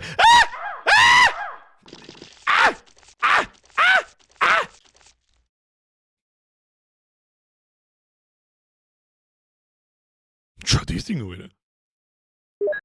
Aber es hilft mir nicht weiter im Leben. Ja super, jetzt bringen wir die kleinen Scheißspinnen um! Der laufe jetzt so lange im Kreis. Ja, da muss ich mit dem Messer draufhauen, oder? Und das kann ich jetzt nicht nehmen, weil wir weit und breit keine Kisten nicht haben. So. Geh durch, hol ich weg.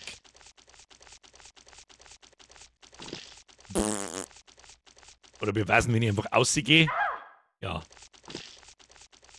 Wir weisen, wenn ich einfach ausgehe und wieder reingehe. Verdammt nochmal. Liegt da irgendwo was rum? Da muss ich jetzt mit dem Messer hinhauen wahrscheinlich, oder? Verdammt, wie macht man das jetzt? Ich weiß, wie wir es machen. Das hilft jetzt nicht. Ich mag nicht umeinander laufen ewig.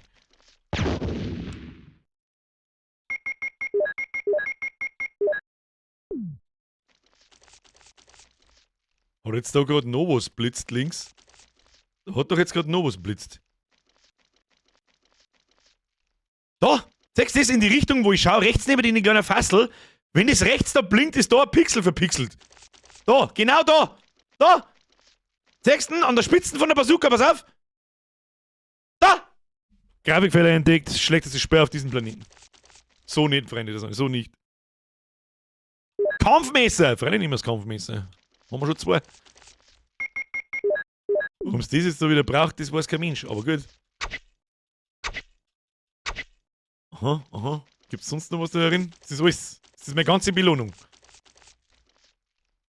Ein Kimbo-Messer. Das ist also meine ganze Belohnung. Na gut. Tu mir lieber wieder Bazooka her, weil wir schauen echt nicht gut aus. Wir schauen wirklich nicht gut aus. So, wo geht's da hin? Schauen wir jetzt so wirklich gar nicht gut aus, gell? Wenn jetzt der Hunter-Sepp daherkommt.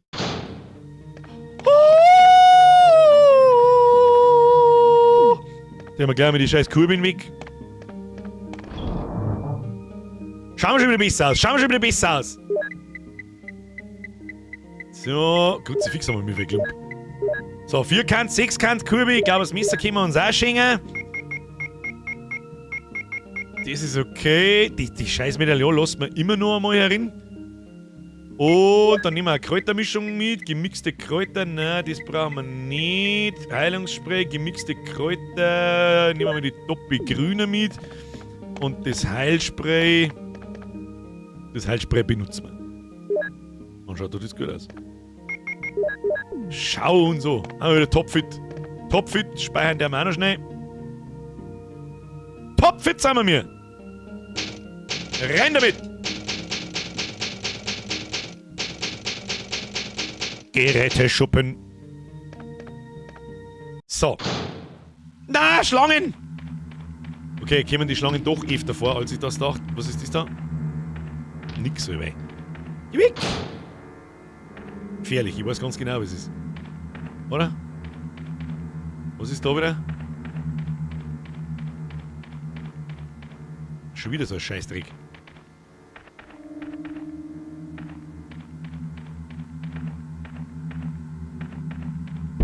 No! Karten dahinter, hab's genau gesehen.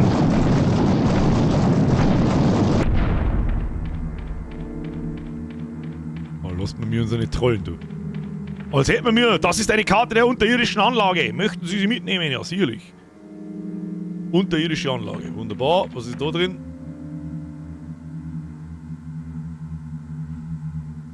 Haben wir mir nicht irgendwo so ein Disketten liegen lassen?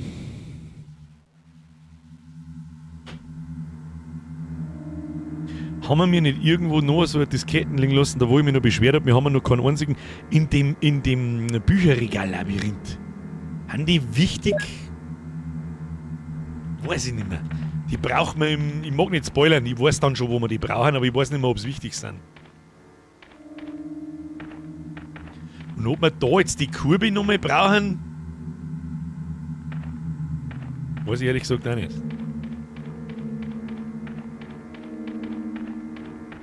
Gehen wir da weiter. Ein Lift.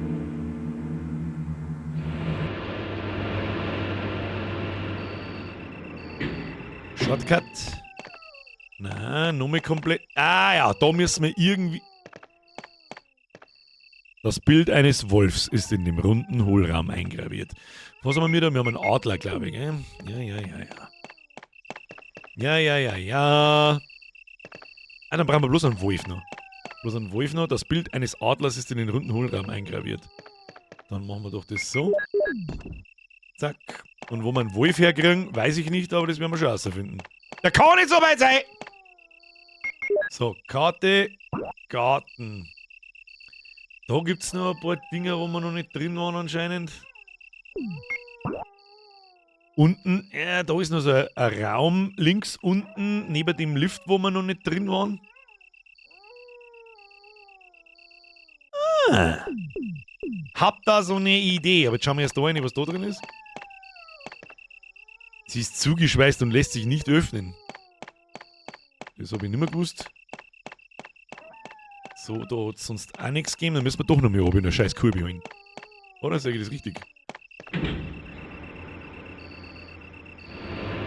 Wenn du 10 Stück hast, kannst du Monkey Island installieren. Oder einen Mortal Kombat Finisher ausführen. So. Da war doch gerade irgendwo ein Safe Room. Ja, fick dich Schlangen. War der Safe Room vor oder nach der Spinne? Mit da lang. Ja, passt. Jetzt habe ich nicht nachgeschaut, was für eine Kurve das wir da brauchen. Nimm ich beide mit, ich muss sowieso wieder daher und die wieder reinlegen. Kruzifix, war so klar. Na, weiter runter. Sechskant-Kurve, Vierkant-Kurve. Eingepackt.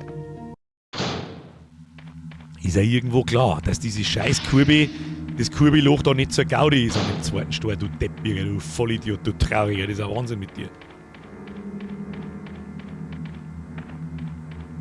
Genau, so. Das ist ein sechseckiges Loch. That's what she said! Und jetzt dreh die Öffnung bitte nach links. Oder nach rechts, ich kann mich gerade nicht orientieren. Wie lange ist Resi 2 Hirts aus? Also der Stream hier, Mystics, ich habe keine Ahnung, was man das sagen soll. Müssen wir quasi dreimal kurbeln, oder was? Nochmal! Ich weiß gar nicht, ob man den Stor dann eigentlich da in das Loch eine hätte fallen lassen können, aber ich glaube nicht. Nochmal! Jetzt wird nach links dreht, stimmt. Sag sie noch, springe ich. Das Rindviech, das Brunzblöde. Herr Mystics, ich weiß nicht, was man sagen möchte, einfach nochmal ein. Ich weiß nicht, was man sagen möchte. Das ist wieder so. Oh, ist das diese Gaskammer? Ist das die Gaskammer?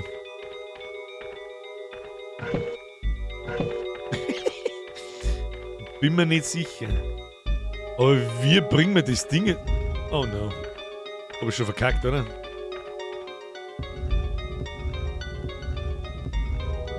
Was ist das für ein rotes Ding da? Was ist denn das da? Das ist ein sechseckiges Loch. Schon wieder. Schauen wir mal, was passiert, wenn wir kurbeln. Das könnt ihr euch jetzt natürlich so verkaufen, als hätte ich das gewusst. Das hätte ich euch jetzt so verkaufen können, als hätte ich es gewusst. Hab ich aber wirklich, hab ich nicht. Also selten, als ich so viel Dusel hab. Absoluter Pro-Gamer, Mann. Bei Hako Einsatz. Ich weiß nicht, was das wieder heißt. Ich hab's wirklich nicht gewusst. Pures Dusel. Natürlich kann ich das Ding jetzt nicht mitnehmen. Und da ist der Wolf drin. Ach, geh weiter! Ich bin narrisch mit dem Inventarmanagement. Inventarmanagement, das ist nichts für mich. Ich lauf, glaube ich, auch schon wieder falsch, oder? Nein, tu ich nicht. Da hinten ist der Safe Room. Passt schon. Easy. So. Brauchen wir das scheiß Kurve jetzt nochmal? Sechseckiges Loch. Da rein. Diskette. Da rein.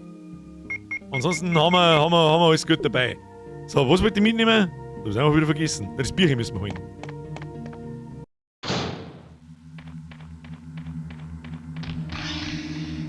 Gestungen Schlangenviecher. Aber ich hab auch noch im Kopf, dass da irgendwo in dem Gang 2 dicke Spinnen sind. Okay!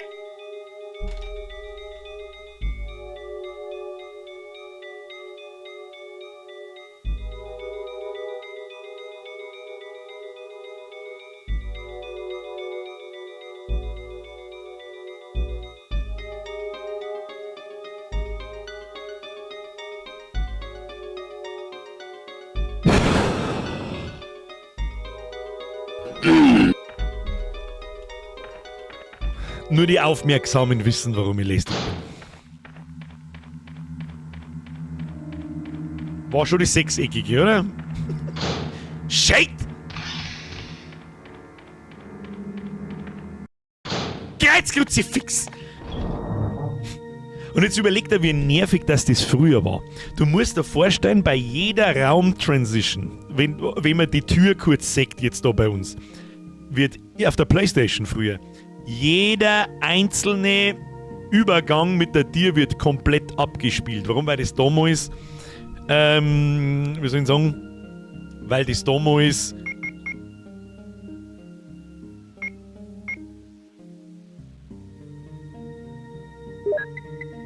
habe ich nicht die Vierkant und die Sechskant da reingeklickt?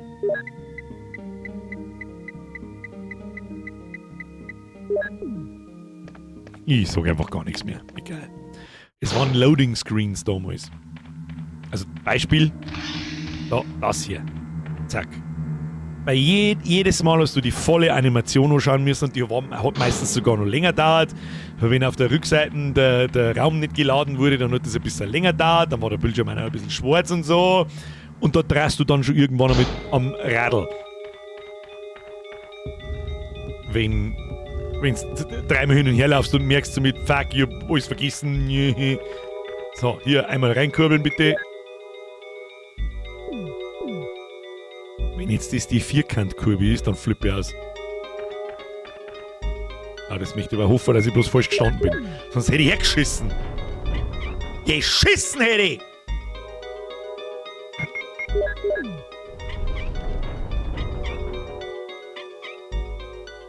Trainiert ein bisschen die Shot nicht, stimmt. Im Brainrot-Zeitalter Shot ist wirklich nicht, da hast du absolut recht.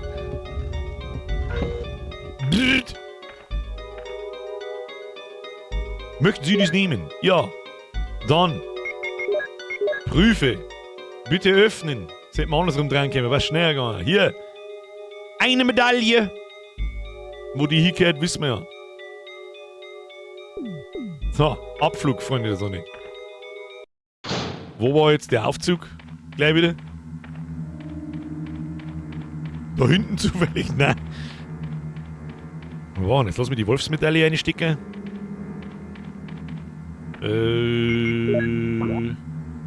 Ah ja. Da hinten war er. Und dann glaube ich,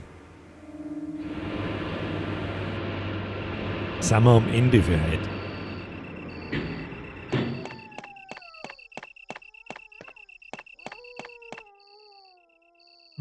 eines Wolfs ist in den Hohlraum eingraviert. Oh, da müssen wir umschalten. Entschuldigung. Wunderschöne Cutscene. Ja. Seit Anbeginn der Zeit in Resident Evil geht irgendwo ein Wasser am Brunnen runter. Und seit Anbeginn der Zeit kommt man folgen der Maßen dahin, wo jedes Resident Evil hinführt. Die Cutscene damals hat in 4 Wochen auf dem Atari rennen müssen, ich glaube auch, ja. So. Und nun, meine Damen und Herren, die Tür ist fest verschlossen. Rechts befindet sich eine Tafel. Emergency exit will not open unless under first class emergency. Wird nur im Notfall geöffnet. Wie dieser Notfall aussieht, sehen wir heute wahrscheinlich nicht mehr. Das ist eine Leiter, möchten Sie hinuntersteigen?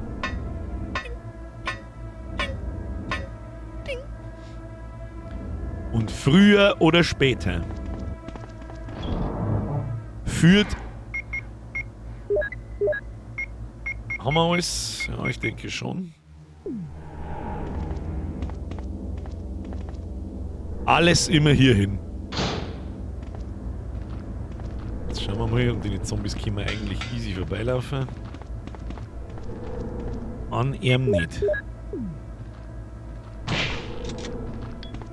Eine in Bälle!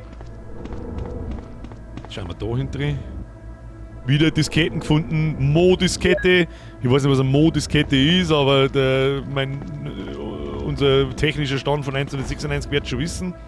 Sie ist elektronisch verriegelt. Das ist die blaue. Ich hätte jetzt gerne einen Safe Room. Genau. Und da rennen jetzt die knockerten Zombies umeinander. Alec. Meine Damen und Herren, sie ist elektronisch verriegelt. Sie ist verschlossen. Da haben diese 3... Sie kennen den Passcode nicht. Oh, da geht es zur Seite rein. Haben wir da wieder irgendwo einen Lichtschalter oder sowas? Das ist ein Schalter. Möchten Sie ihn betätigen? Ja. Hello! Kistige Kiste. Ein Schalter für das die Lüftungsanlage, aber er ist kaputt.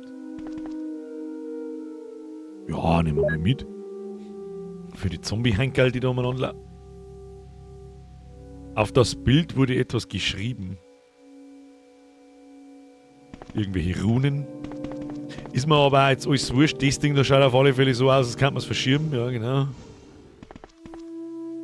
Da ist ein Schalter. Möchten Sie ihn betätigen? Ja. So, was haben wir jetzt da gefunden?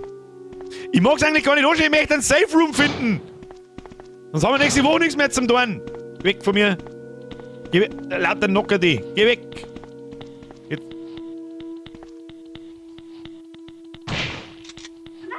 Ja, verdammt.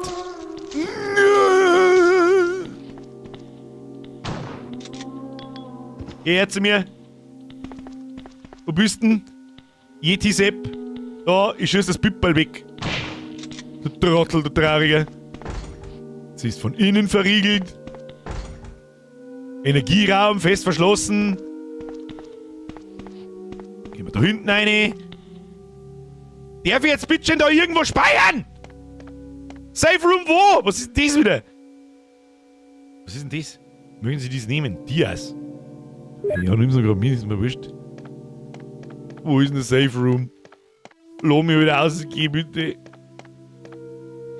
Lass mich wieder raus, irgendwo nichts Besonderes. Da muss man, glaube ich, irgendwas zusammenmischen. Von dem Labor weiß ich wirklich fast gar nichts mehr. Jetzt gehen wir da hinten. Ja, du dummes Arschloch.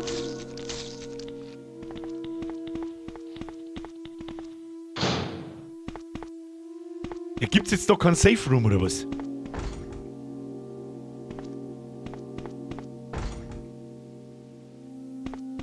Jetzt haben wir einmal rundum gelaufen. Herzliche Gratulwunschung. Da oben waren grüne Kräuter. Scheiße, die können wir nicht nehmen. Ach, wir haben noch welche dabei. Nicht beißen lassen. Nein. Schießen wir nicht zusammen. Ja, können müssen wir nochmal irgendwo uns zurückbewegen zum Safe Room. Auch elektronisch verschlossen. Da unten haben sie keine Schreibmaschine mehr, da haben sie schon Computer.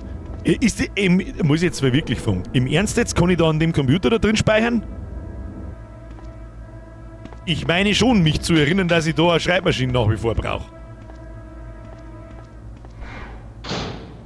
Jetzt gehe ich halt einfach wieder zurück aus. Ich glaube nicht, ja, ich glaube ihm auch nicht, aber man weiß ja nicht.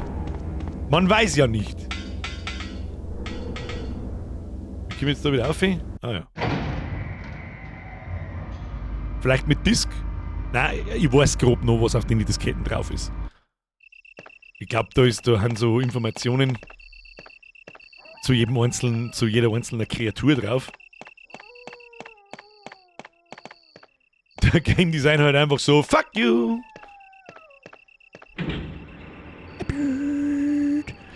Dann laufen wir jetzt einfach zum Safe Room. Das hilft uns sowieso nicht. Brauchen wir nächsten Mittwoch auch noch was zum tun. Und so wie mir das anschaut, ist das noch genau richtig genug, fähig genug zum tun. Hätte ich gesagt gehabt. So, was haben wir da alles dabei, was wir nicht brauchen? Disk weg, Dias weg. Barretta rein. So. Die können wir uns nächste Woche dann in aller Ruhe, wenn wir es durch haben, anschauen. Wo ist die Barretta? Da ist die Barretta. Das passt ganz gut. So, damit wir nächste Woche nicht umeinander kacken müssen. Wir haben ja wirklich gut Munition. Wirklich gut Munition.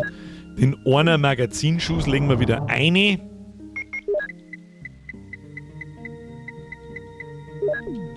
Wunderbar.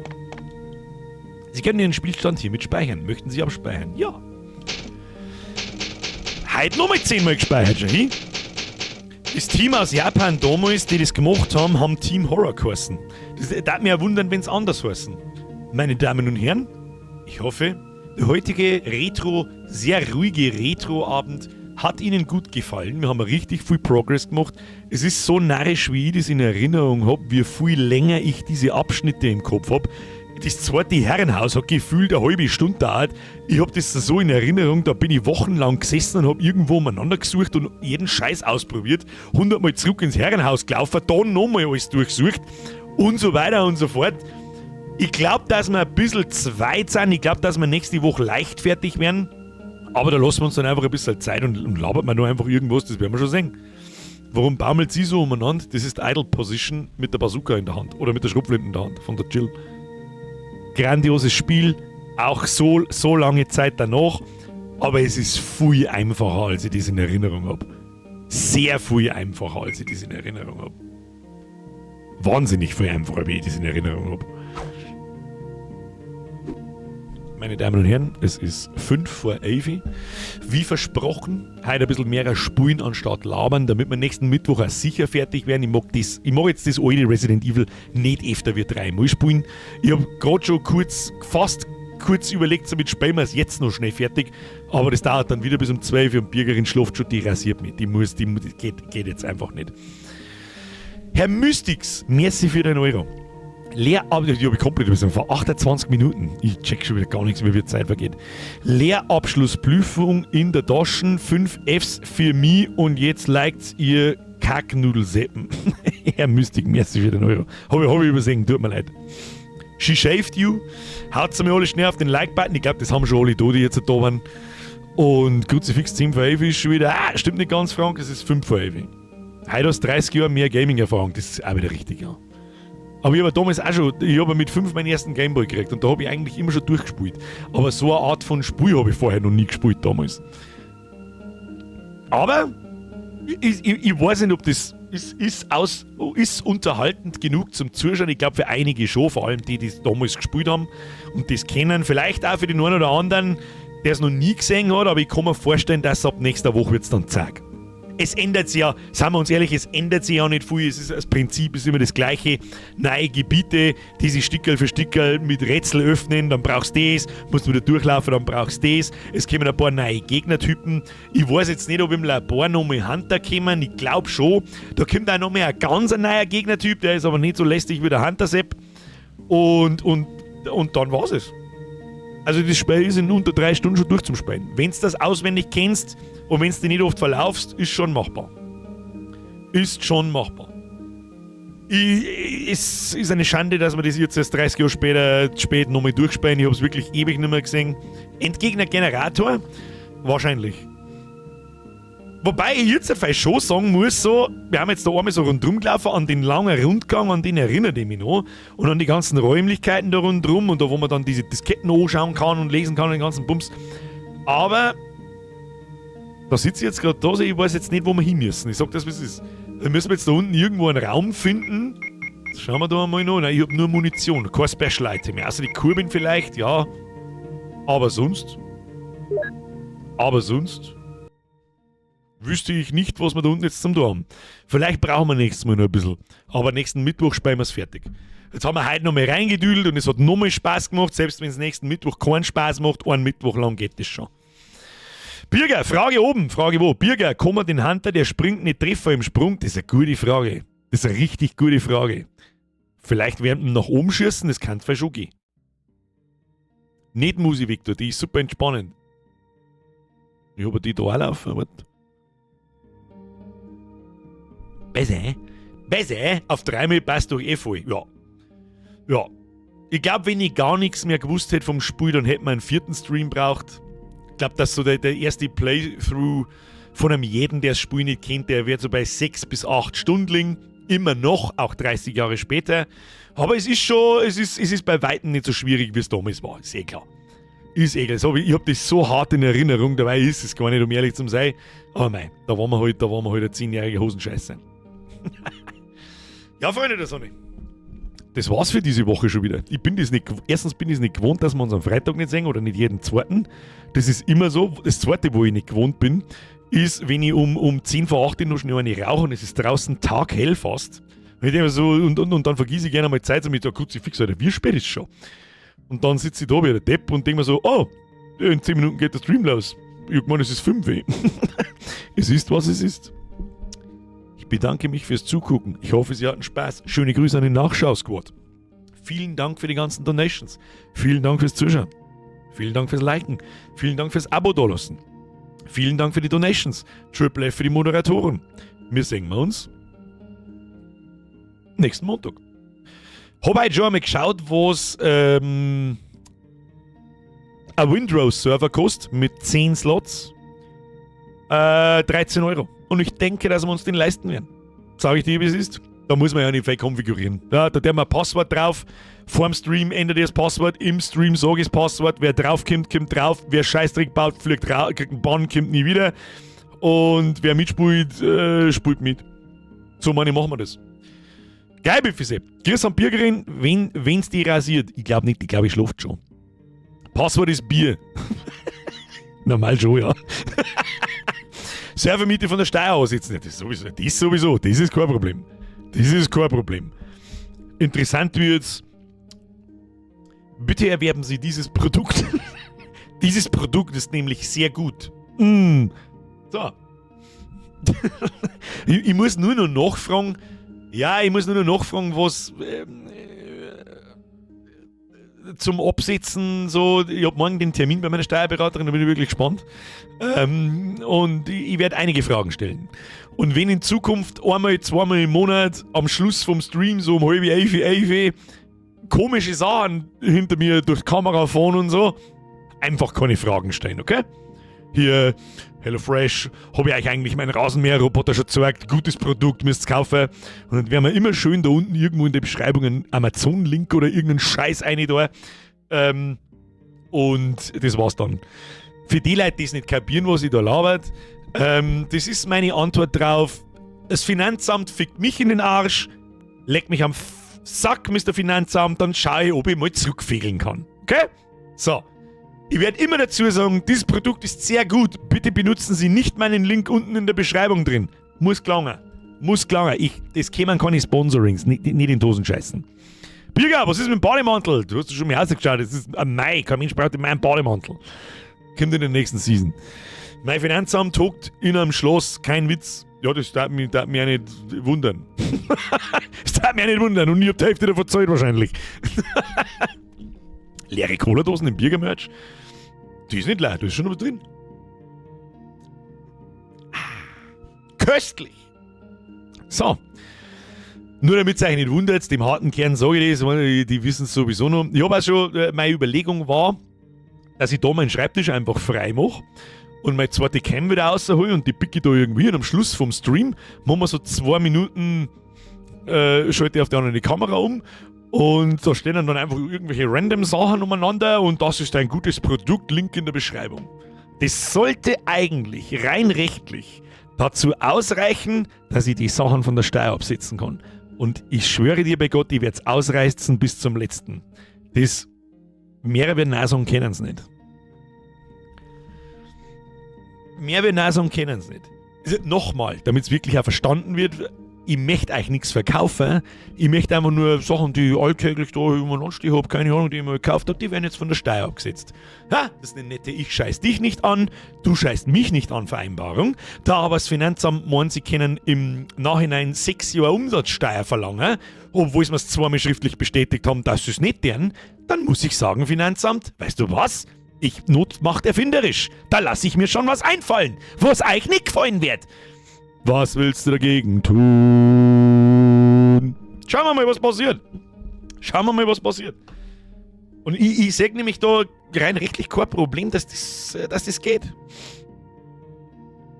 Also wie gesagt, ich möchte euch nichts verkaufen, wirklich, ich möchte euch nichts verkaufen, aber ich glaube, dass ich halt die Links, damit das auch glaubwürdig ist und dass das halt alles seinen geregelten Lauf nimmt, müssen die Links für diese Sachen dann zum Beispiel in einem Stream da unten in der Beschreibung sein oder so. Das braucht es einfach nicht anschauen dann, das interessiert mich nicht. Und vielleicht habe ich mal einen HelloFresh-Link da unten drin oder so und wenn er irgendjemand hernimmt, dann habe ich halt wirklich auch was davon. Ja? Und ich tue da nichts eine, wie soll ich sagen, ich tue da nichts ein, was ich nicht wirklich selber wirklich auch benutze und wahrscheinlich auch gut finde. Das ist auch noch ganz wichtig zum Sagen. Also ich gehe jetzt nicht her und kaufe sinnlos.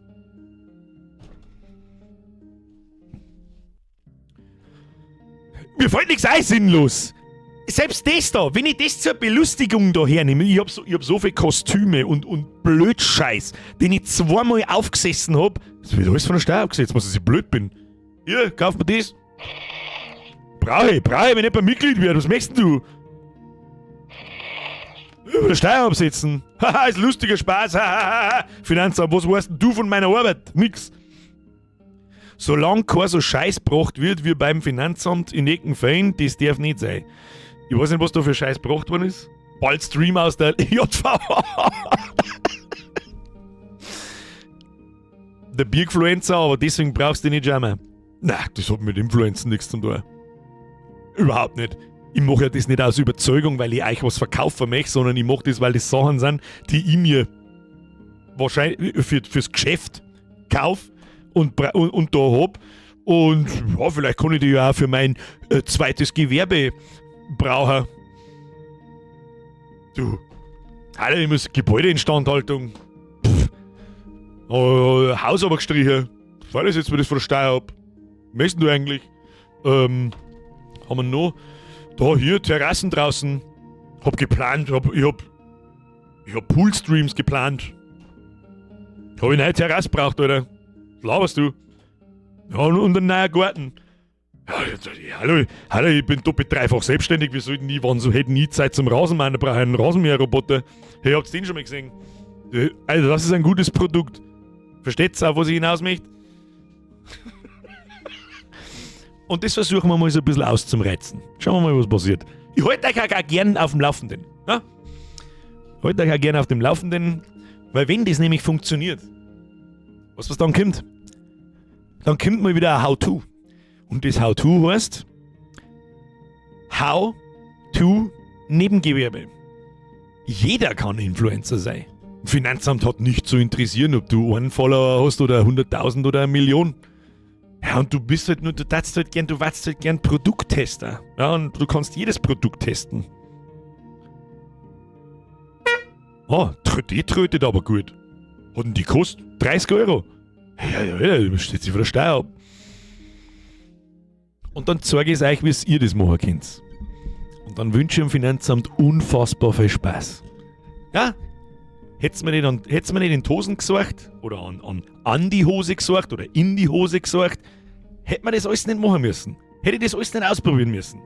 Aber jetzt, nachdem die Down-Phase war, Und jetzt kommt wieder die Abphase. Jetzt habe ich richtig Bock, Freunde der Sonne. Schauen wir mal, was passiert. Mich würde es ja wundern, wenn ich da der Einzige bin, der da drauf kommt und wenn das einfach so geht. Aber wenn, dann, Freunde der Sonne, dann dann kommt How to Kirche austreten 2.0. How to Finanzamt austreten 2.0. Ich hole mir meine Finanztipps vom ApoRed. Gibt's denn überhaupt noch? Tut der noch irgendwas? Ich habe schon 1000 Jahre. Wenn, dann sage ich bloß an Mimi seine Videos immer wieder mal. So alle 2-3 Monate mal durchgeklickt, das ist schon witzig. Ich wünsche wirklich, ohne Scheiß, das, was der Drachenlord und so weiter ausgehalten hat mit seinen Superhater und so, das ist ein Witz dagegen, wenn du einen Mimi am Sack hast. Wenn du einen Mimi am Sack hast, dann bist du so gefickt, Alter. Wo der diese Informationen über den Typen hernimmt, ich hab keine Ahnung. Also ohne Scheiß. Mach den Insi-Modus und sein Dubi ist die. Birgers Finanztipps, komm in die Gruppe. Ja. Der kleine, aber, wie soll ich sagen, der kleine, aber feine Unterschied ist, ich verzeihe euch nicht irgendeinen Bullshit, sondern ich werde es testen, ich werde euch da auch teilhaben lassen, was geht, was nicht. Ich hab doch da eine riesengroße Warhammer-Werkstatt. Ja, hier mit Aufbauten und zig Farben und keine Ahnung, was alles sehe. Glaubst du, dass ich da irgendwas regulär gekauft habe? Hm? Das glaubst du doch wohl selbst nicht, meine Damen und Herren. Ich habe es nicht geschenkt gekriegt, ich habe das vor der Steuer gesetzt. Selbstverständlich, das brauche ich. Hallo. Da wollte ich probieren, ja, vielleicht Warhammer ist ein großes Hobby von mir. Momentan tue ich nicht viel, aber ich habe einmal eine Zeit lang viel da und das kommt mit Sicherheit auch wieder. Da haben wir gestreamt ein paar Mal, da haben wir Videos gemacht. Das Zeug wächst nicht am Baum um. Und außerdem brauche ich das. So, das ist unabdingbar. How to Warhammer gibt's schon. Ja, haben wir Video gemacht. Ich glaube, sogar 2 Videos gemacht. Haben wir das mit den Fotos und so weiter, How to, kein Bock mehr. Und dann haben wir How to Warhammer, 2-3 Streams haben wir gemacht. Lang schon. Reicht schon. Wer viel Warhammer daheim hat, weiß, wie viel Geld das Zeit kostet. Nebengewerbe anmelden, Instagram-Account gemacht, YouTube-Account gemacht, egal wie gut oder schlecht deine Videos sind. Hast du alles gebraucht für dein Nebengewerbe. Von der Steuer absetzen. Los. Aber glaubst nicht, dass wenn es so einfach war, dass das alle Daten? Vielleicht deren alle, aber sagen es euch nicht. Aber es ist so einfach. Bestes Beispiel mit den Warhammer-Geschichten. Bestes Beispiel. Da haben wir 2 Videos gemacht und 2, 3, 4 Streams. Hat keinen interessiert. Hat halt nicht so funktioniert. So woher soll ich nie das vorher wissen? Ich brauche erst einmal das Zeug da zum Ausprobieren und wenn es da nicht hinhaut, ja, mein Pech gehabt. Hier, super Produkt, mein selbstfahrender Rasenmäher, das ist ein gutes Produkt. Amazon-Link unten rein, ja, jetzt hat den über den Link einfach keiner gekauft. Ja, scheiße, das habe ich nicht können sehen. Was soll jetzt jeder machen? Ich hätte halt gerne ein Segway-Sponsoring. Hey, ich hätte ja gerne ein Dr. Pepper-Sponsoring. Hey, ich hätte gerne ein HelloFresh-Sponsoring. Irgendwie kriege ich keins. Aber ich bin stets bemüht. Die mehrere machen es nicht, weil sie auf den Aufwand keinen Bock haben. Das ist auch noch was, das muss ich erst auch noch rausfinden, was da, ich meine, ich bringe mich da jetzt auch nicht um, ja, dass ich in jeden Scheißdreck drin baue. Aber eine Rechnung abfotografieren und ablegen irgendwo, das Gerät in die Kamera halten und sagen, das ist ein gutes Produkt und einen Amazon-Link erstellen. Ist jetzt nicht so viel Aufwand, vor allem wenn man sowas kauft wie einen Rasenmäherroboter. Haben gleich mit 1000 Euro fort, da rentiert sich's absetzen, Freunde der Sonne. Da würde ich schon sagen. Haben knappe 200 Euro. So ungefähr. Vielleicht wissen es aber auch nur 2, 3 Leute, wie das geht. Ich finde es nice, die Methode. Ist auf jeden Fall einfacher als beim Chef 1000 Euro Entlastungsprämie zum Kriegen. Der lacht jetzt schon. Jetzt noch, ja. Das ist auch noch was, das werde ich morgen auch mal erfragen, wie das bei Selbstständigen ist. Ob die eigentlich von dieser 1000 Euro Prämie-Apps haben. Ich weiß nicht, ich habe mich noch nicht befasst damit. Ja, ich sollte mal mit der Steuer anfangen, aber ich kenne mich hinterm Fall nicht aus. Ich mache das niemals ohne Steuerberaterin. Niemals. Überhaupt gar keine Scheiße. Die Scheiße tue ich mir nicht an. Ich bin schon genervt genug, was ich für die Steuerberaterin alles zusammengreifen muss und ihrer geben muss. Und wenn ich das dann auch noch selber auswerten müsste, dann kannst du mich gern haben. Dann kannst du... Habt ihr Mods vom Chef für die Prämie schon gekriegt, oder? Keiner kennt sich da aus. Ja, da mich ja wundern, wenn sie irgendeine ausgeht. Das ist so eine Hirnverbrannte. Das musst du wirklich einmal vorstellen, da haben sie eine Taskforce gegründet. Da hat es eine Taskforce gebraucht, die über ein Wochenende lang zusammensitzt und das am Montag rauskommen und sagen, ja, wir haben jetzt ein super Entlastungspaket, eine Arbeitgeber darf von euch jetzt, wenn sie wollen, 1.000 Euro steuerfrei auszahlen. Weißt du, was ich glaube, was die gemeint haben? Das ist dasselbe, wenn ich jetzt vom Steuerabsetzen rede, dann gibt es mit Sicherheit irgendwo Leute, die meinen, ja, dann ist es umsonst. Ja, ist halt nicht, aber du sparst halt Mehrwertsteuer dann, ja, beim Sachen für dein Gewerbe oder so weiter. Ja, nein, Sachen für das Gewerbekaufer kannst du von der Steuer absetzen. Das heißt nicht, dass nichts kosten, sondern du kriegst die Mehrwertsteuer wieder zurück und gleichzeitig mindert diese Ausgabe deinen Gewinn und du zahlst weniger Steuern. Ja, so einfach ist das. Und natürlich ist der heilige Gral, wenn du alles da irgendwie einer zahlen kannst und das dann für gewerblich, aber auch privat nutzen kannst. Und dann steht das als Geschäftsausgabe da dort und dann ist das so. Und ich schwöre dir bei Gott, ich werde alles ausprobieren, was sich da so machen lässt. Und wenn sie das irgendwie rentiert, dann lasse ich es euch wissen. Finanzamt Sepp, ich sag's nochmal, ich scheiß dich nicht an, du scheißt mich nicht an. Leider Gottes hast du mir an die Wadel geschissen, also schauen wir mal, was sie machen lässt. So. Und genauso ist es übrigens bei dieser 1.000 Euro Prämie, die euch euer Arbeitgeber zahlt. Das heißt nicht, dass der die umsonst auszahlt. Der muss deswegen auch 1.000 Euro zahlen. Ich weiß nicht, was sich da die Elite-Gruppe übers Wochenende denkt hat, aber sie können auf alle Fälle mit der Scheißbürsten da schlagen. Das ist alles, was ich weiß. Das ist eine Frechheit. Das ist eine Frechheit. Und wer es immer noch nicht sieht, wer es immer noch nicht sieht, ihr müsst mich zurücklassen. Oder? Ihr müsst mich zurücklassen. Das hilft nicht. Das hilft nicht. Und jetzt gehen wir ins Bett. Vielen Dank für Ihre Aufmerksamkeit. Triple F für die Moderatoren, ab in den Chat. Danke fürs Zuschauen. Ein köstliches Hashtag Präsident Stiefel ab in den Chat. Und wir schleichen uns jetzt. Jetzt ist 11:15, Grüezi in Allfeier. Danke fürs Zuschauen, danke für die Donations, danke für die neuen Mitgliedschaften. Welcome to the Squad. Danke für die Resubs. Vorab ein schönes, wird der Bürger wieder politisch. Ich wollte gerade, deswegen muss ich mich mal halten. Herr Cartoon, ich weiß schon, da bist du auch gar nicht auf meiner Seite. Ich weiß schon. Aber trotzdem, Respekt. Es gibt ein paar Leute, die dann entweder im Nachhinein gescheit haferln in die Kommentare drin und eine dermaßen Scheiße schwafeln, dass fast nicht zum Aushalten ist. Und du hast dich auch im Chat gewehrt. Weiß ich nicht, habe ich mitgekriegt. Aber du bist noch da. Ja, du bist nicht. Es gibt einfach auf beiden Seiten gibt's Leute, die haben volle Kanone auf die Birne gefallen und dumm wie Scheiße. Ist halt so. Gibt aber auch noch normale auf beiden Seiten. Dankeschön. Präsident Stiefel, und jetzt schleicht euch ins Bett hinein. Ich wünsche euch was vorab. Ein schönes Wochenende. Wir sehen uns bis dahin nicht mehr. Nächste Woche gibt es dieselbe Woche wie diese Woche nochmal. Am Montag gibt es Community-Zock mit Windrose. Ich werde einen Server am Sonntag besorgen. Ich denke mal, dass das Spiel mindestens 2-3 Mal herholt. Was war denn das für eine soziale Scheiße? Entschuldigung. Ich bin mir sicher, dass Windrose 2-3 Mal für den Stream herholt, dass sich der Server auch rentiert. Und nächste Woche spielen wir Resident Evil 1 noch fertig. Und dann wechselt man wahrscheinlich Windrose vom Montag auf Mittwoch und am Montag spielen wir irgendwas anderes. Ich weiß noch nicht was, aber irgendwas anderes. Das denken wir uns nächste Woche aus. Und jetzt schleicht euch. Ich muss wieder den leisen Tröten machen, sonst rasiert mit Frau. Schlafen Sie gut. Es war mir ein Fest. Vielen, vielen, vielen, vielen Dank. Kuss auf die Nuss. Hashtag Präsident Stiefel. Habe! Oh, Lemminge haben wir immer noch, ja. Ah, der Dings, der... Ah, fuck, jetzt habe ich vergessen, wie der geheißen hat. Was, der Fabian oder der Florian? Let's Play Lemminge. Ich glaube beim 45. oder 47. Donation oder so hat er irgendwann aufgehört, hat aufgegeben. Das tut mir fast ein wenig leid. Aber ich kann Bürgerin...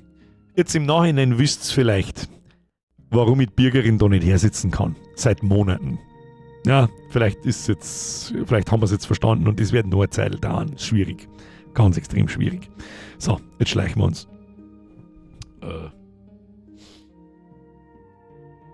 Das ist ein gutes Produkt. Bitte nicht kaufen. Bis dann.